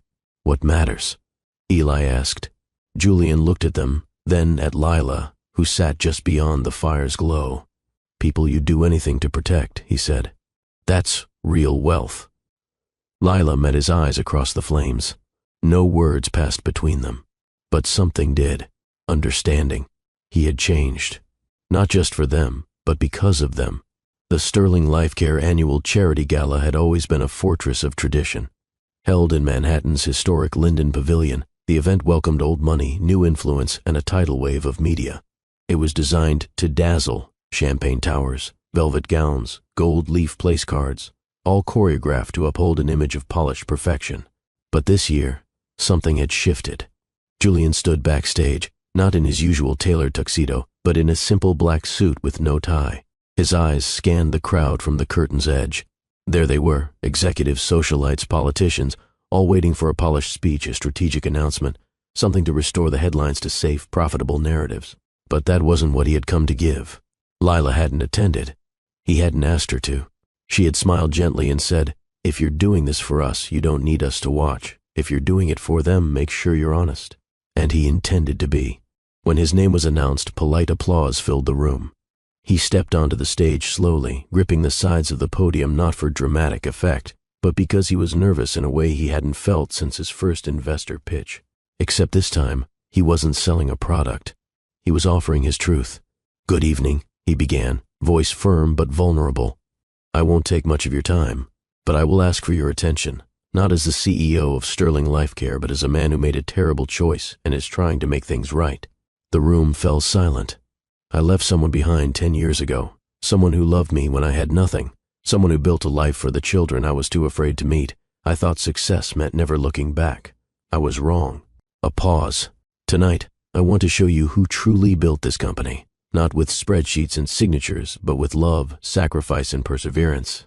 He motioned to the projection screen. It lit up with images, none from boardrooms or product launches. Instead, it showed a small community center in Bellefontaine, a mural of children under oak trees, Lila hosting a local history walk, Ava holding a science fair ribbon, Eli painting beside a classroom window, Noah performing cartwheels in the background, mid-laugh. The crowd stared, hushed. "These are my children," Julian said, "and that's the woman I once failed. But I'm not here to bury that truth. I'm here to honor it." A few gasps, a few murmurs. Even Vivian Sterling, seated front row in her signature pearls, didn't blink, but her jaw tightened. "I built this company for mothers," Julian continued, "but I ran from the mother of my own children. I advocated for families while abandoning my own. Tonight, I reclaim both." The room didn't erupt in applause. Not yet. It waited. "I understand the risk. I understand what this means for investors. But if leadership means anything, it's the courage to stand in the storm and say, 'This is who I am. I will no longer separate my integrity from my title.'" He stepped back. Silence lingered. Then, unexpectedly, a standing ovation rose. Not universal, but real, genuine. Some stood with tears. Some hesitated. But the ripple had begun. Later that evening, away from the cameras, Julian stood alone on the garden balcony of the venue. The city lights blinked below, cold and brilliant. But his thoughts were far from Manhattan. He pulled out his phone. A message waited. "Lila, the kids are proud. So am I."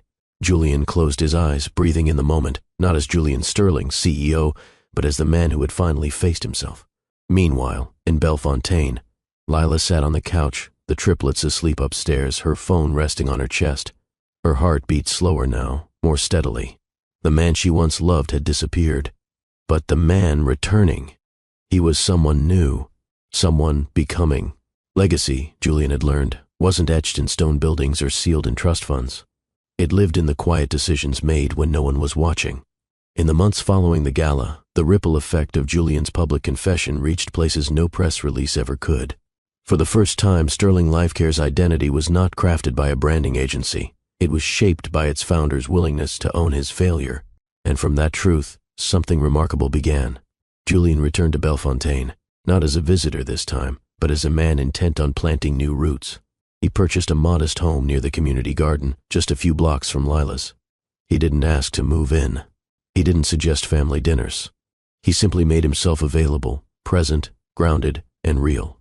The triplets responded in ways only children can. Slowly, sincerely. Ava began calling him Dad during everyday moments, when asking for help with homework or correcting him on a constellation's name. Eli started sitting beside him without being prompted, sometimes just to read. Noah, bold and boundless, told his friends at school, "My dad's back. And he's actually kinda cool." But the deepest healing came quietly. Julian joined Lila at a local school fundraiser. They stood behind a bake sale table, shoulder to shoulder, selling cookies and laughing about burnt batches. It was mundane, uneventful, but in that moment, it felt like a miracle. Later that evening, after the kids had gone to bed, Lila turned to him on the porch. This is what I wanted. Not a grand mansion, not a perfect story, just someone who shows up. "I'll keep showing up," he said. "As long as you'll let me." "I will," she replied. "But not just for me, for them." He nodded. Always for them. Julian's work life transformed as well. He restructured Sterling Lifecare from the inside out. He appointed new leadership in marginalized regions, launched initiatives focused on maternal support in underserved communities, and funded grassroots programs that aligned with Lila's values. It wasn't to just corporate reform, it was personal penance translated into public service. The board resisted at first, but the public response overwhelmed them. People didn't just see a business, they saw accountability in action. Julian didn't gloat. He simply continued. Vivian remained distant. She attended board meetings. She offered critiques. But one evening she arrived unannounced at Julian's Bellefontaine home. Lila opened the door. They stared at each other for a long moment, not as enemies, not even as rivals, but as two women connected by one complicated man and three innocent children. "I'd like to meet them," Vivian said, voice quiet. Lila studied her face. "They're playing outside." Vivian walked to the backyard, watching Ava teach Noah how to build a paper airplane while Eli doodled quietly under the tree. She didn't speak. She simply sat on the bench beside them and watched. That night, she left without ceremony. But Julian received a note the next day, I see now. "You chose correctly." Time continued its quiet march. Holidays were spent together, imperfect, beautiful, chaotic. Julian learned how to braid Ava's hair. He became Eli's chess opponent. He built elaborate Lego cities with Noah that ended in inevitable collapses and roaring laughter. And Lila? She flourished. With Julian's support, she launched the Bellefontaine Heritage Collective, an independent foundation preserving the town's stories and voices. She hosted educational programs, published community memoirs, and led cultural preservation workshops that garnered national attention. Julian didn't stand beside her as a benefactor. He stood as a supporter, a partner. He carried boxes, served refreshments, took notes. This wasn't about visibility. It was about building a life side by side. One crisp autumn evening, the triplets performed at the local harvest recital. Ava sang. Eli played piano. Noah danced with unfiltered joy. Julian and Lila sat in the front row, fingers loosely intertwined, not as a performance, but as something that had quietly become real. Afterward, as the family walked home beneath a canopy of amber leaves, Julian paused outside his gate. "I never thought this would be possible," he said. Lila looked at him. "Neither did I, but I'll never stop being grateful." She smiled. "Then don't. Just keep choosing this, every day." He nodded, kissed her hand, and walked toward his door. Behind him, he could hear the triplets debating over dessert, the sound of home echoing like music he'd once forgotten how to hear. Love, true love, rarely blooms without trials, and sometimes the deepest test comes not from betrayal or regret, but from fear of loss. It was a frigid winter evening when the call came. Julian had just returned from a community meeting, his coat still dusted with snowflakes, when Lila's voice cracked through the phone. "It's Eli." He collapsed.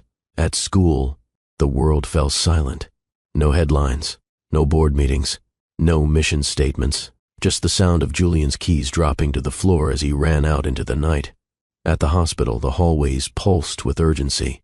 Nurses moved swiftly, monitors beeped, and in the sterile light of a pediatric ICU, Eli lay motionless, his small body tethered to machines that hummed and blinked with purpose and fear. The diagnosis, an undetected heart condition, congenital, silent all these years, until now. Julian stood frozen at the foot of the bed, hands clenched, chest heaving. "How did I miss this?" he whispered. "How did I not know?" Lila, holding their son's hand, didn't look up. "We didn't know. We couldn't have." But Julian's guilt was deafening. He had missed first steps, first words. And now he feared he might miss the chance to say goodbye. In the hours that followed, he didn't leave Eli's side. He read aloud from his old journals. He played soft music on his phone. He whispered apologies, broken, raw, and unfiltered. "I wasn't there," he murmured. "But I'm here now. I'll always be here now. I swear it." Lila watched from the doorway, her heart cracking in places she thought had long healed. She saw a man shattered, but not fleeing. This wasn't the Julian who had once disappeared under pressure. This was a father who would now carry pain on his shoulders if it meant shielding his child from even a sliver of it. Specialists were flown in. Julian activated every connection, every favor, every ounce of influence he had. He didn't care about cost. He didn't care about perception. His only concern was the boy lying in that bed with wires stitched across his chest like unanswered questions. During a long midnight stretch, Lila finally broke. She sank into the chair beside Julian and whispered, "I can't do this alone." He reached for her hand. "You're not alone. Not anymore." The surgery was delicate, high risk, but necessary. Hours passed. When the surgeon finally emerged, mask lowered, expression measured, Julian braced himself for the verdict. "He's stable." He pulled through. The relief that followed didn't come in shouts. It came in tears, in soft gasps, in Lila collapsing into Julian's arms as her body trembled with silent gratitude. Inside the recovery room, Eli stirred slowly. His eyes fluttered open, landing first on his mother, then on Julian. "You stayed," the boy whispered. Julian smiled through tears. Always. That moment became something sacred, not a second chance, but a beginning built on sacrifice, not sentiment. In the days that followed, Julian and Lila took turns sleeping in the hospital room. They read to Eli, played card games, painted pictures on the window panes with washable markers. They talked about dreams and fears and everything in between. For the first time, they weren't partners recovering from the past.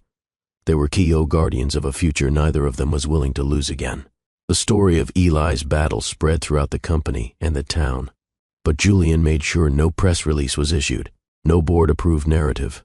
This wasn't about publicity. It was about presence. Still, word got out. And something unexpected happened. Parents from around the country reached out, sharing stories of misdiagnoses, of systems that had failed them, of children who hadn't made it. Julian listened.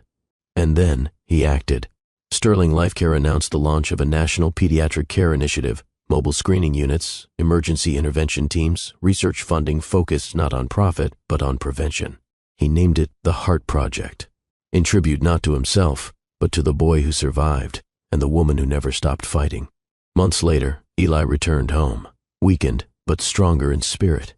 And one evening, As they all sat on the porch watching fireflies flicker through the dusk, Julian leaned close to Lila and said, "I once thought love was measured in words, in promises, but it's not. It's measured in the hours you spend choosing someone, over and over again." Lila, resting her head on his shoulder, whispered back, "And in the moments you stay when it's hardest." They didn't speak after that. They didn't need to, because some chapters aren't written in dialogue. They're lived. The town of Bellefontaine had always marked its seasons not with calendars, but with feeling. When winter faded and the scent of magnolia returned to the air, the townspeople prepared for the annual spring festival, a celebration of survival, of stories, of new beginnings. This year, the festival felt different.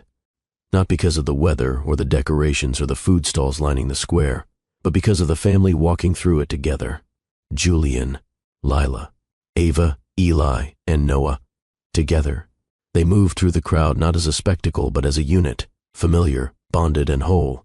Ava led the way, her notebook in hand, cataloging facts for her school's cultural preservation project. Eli walked beside her, still recovering, but full of quiet resolve. Noah bounced ahead, chasing bubbles with wild laughter, and Julian and Lila strolled side by side, fingers occasionally brushing, no longer afraid of being seen. The townspeople watched. Some nodded. Some smiled. But all felt something in the air.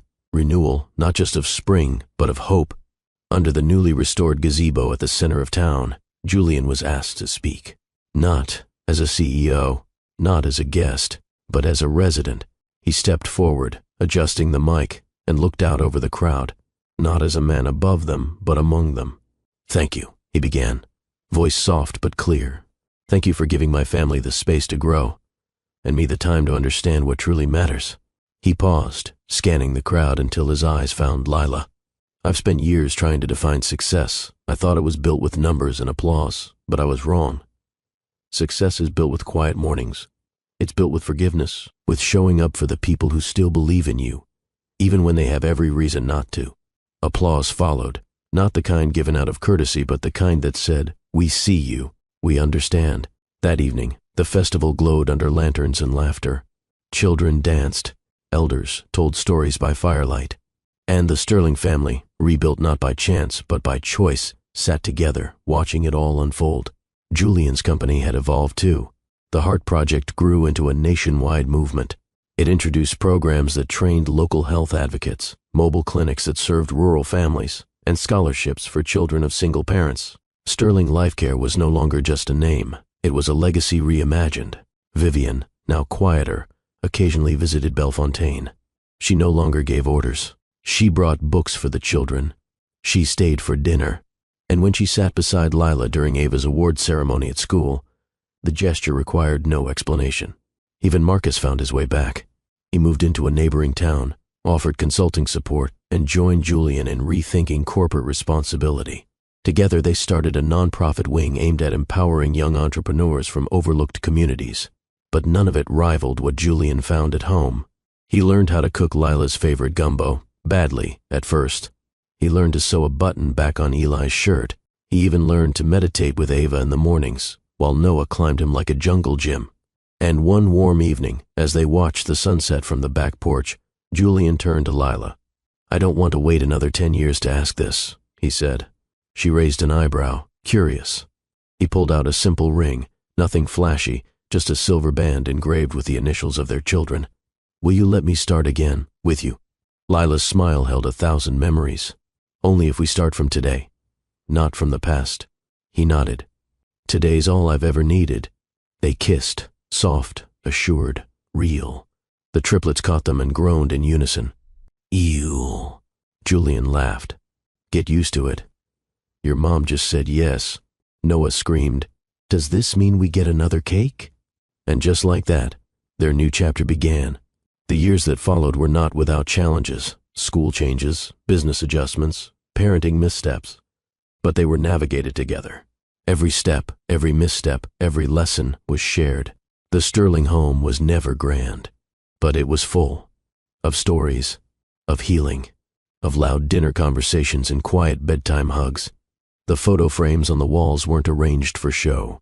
They were snapshots of life reclaimed. Julian still traveled sometimes. Lila still lectured, but no one missed a birthday. No one missed a recital. And every evening, no matter how late, Julian returned home, to laughter, to questions, to small arms wrapping around his neck. To love, not the romanticized idea of love, but the kind earned through trials and carried through time. The kind that changes a man, a family, and even a town. Because love, when chosen again and again, doesn't just mend what's broken. It builds something new. As the last light fades on this unforgettable journey, we're left with a question that lingers in the heart. Can time truly heal what once seemed lost? Julian and Lila's story wasn't perfect. It was messy, painful, raw. But in the end, it was also real. Because love isn't just a feeling, it's a decision. A choice we make when it's hardest. A promise we honor, even after everything has fallen apart. Now, I want to hear from you. Have you ever been faced with the choice to forgive someone who broke your heart? Would you take them back if they truly changed? Or would you walk away to protect your peace? Drop your answer in the comments. I'll be reading every single one. If this story moved you, if you felt something in Lila's resilience or Julian's redemption, please like this video, share it with someone who needs to believe in second chances, and subscribe for more powerful stories that speak to the soul. Because here on Love in Twilights, we don't just tell stories. We remind each other that love, when chosen bravely, still wins. Until next time, stay open, stay strong, and always stay tender.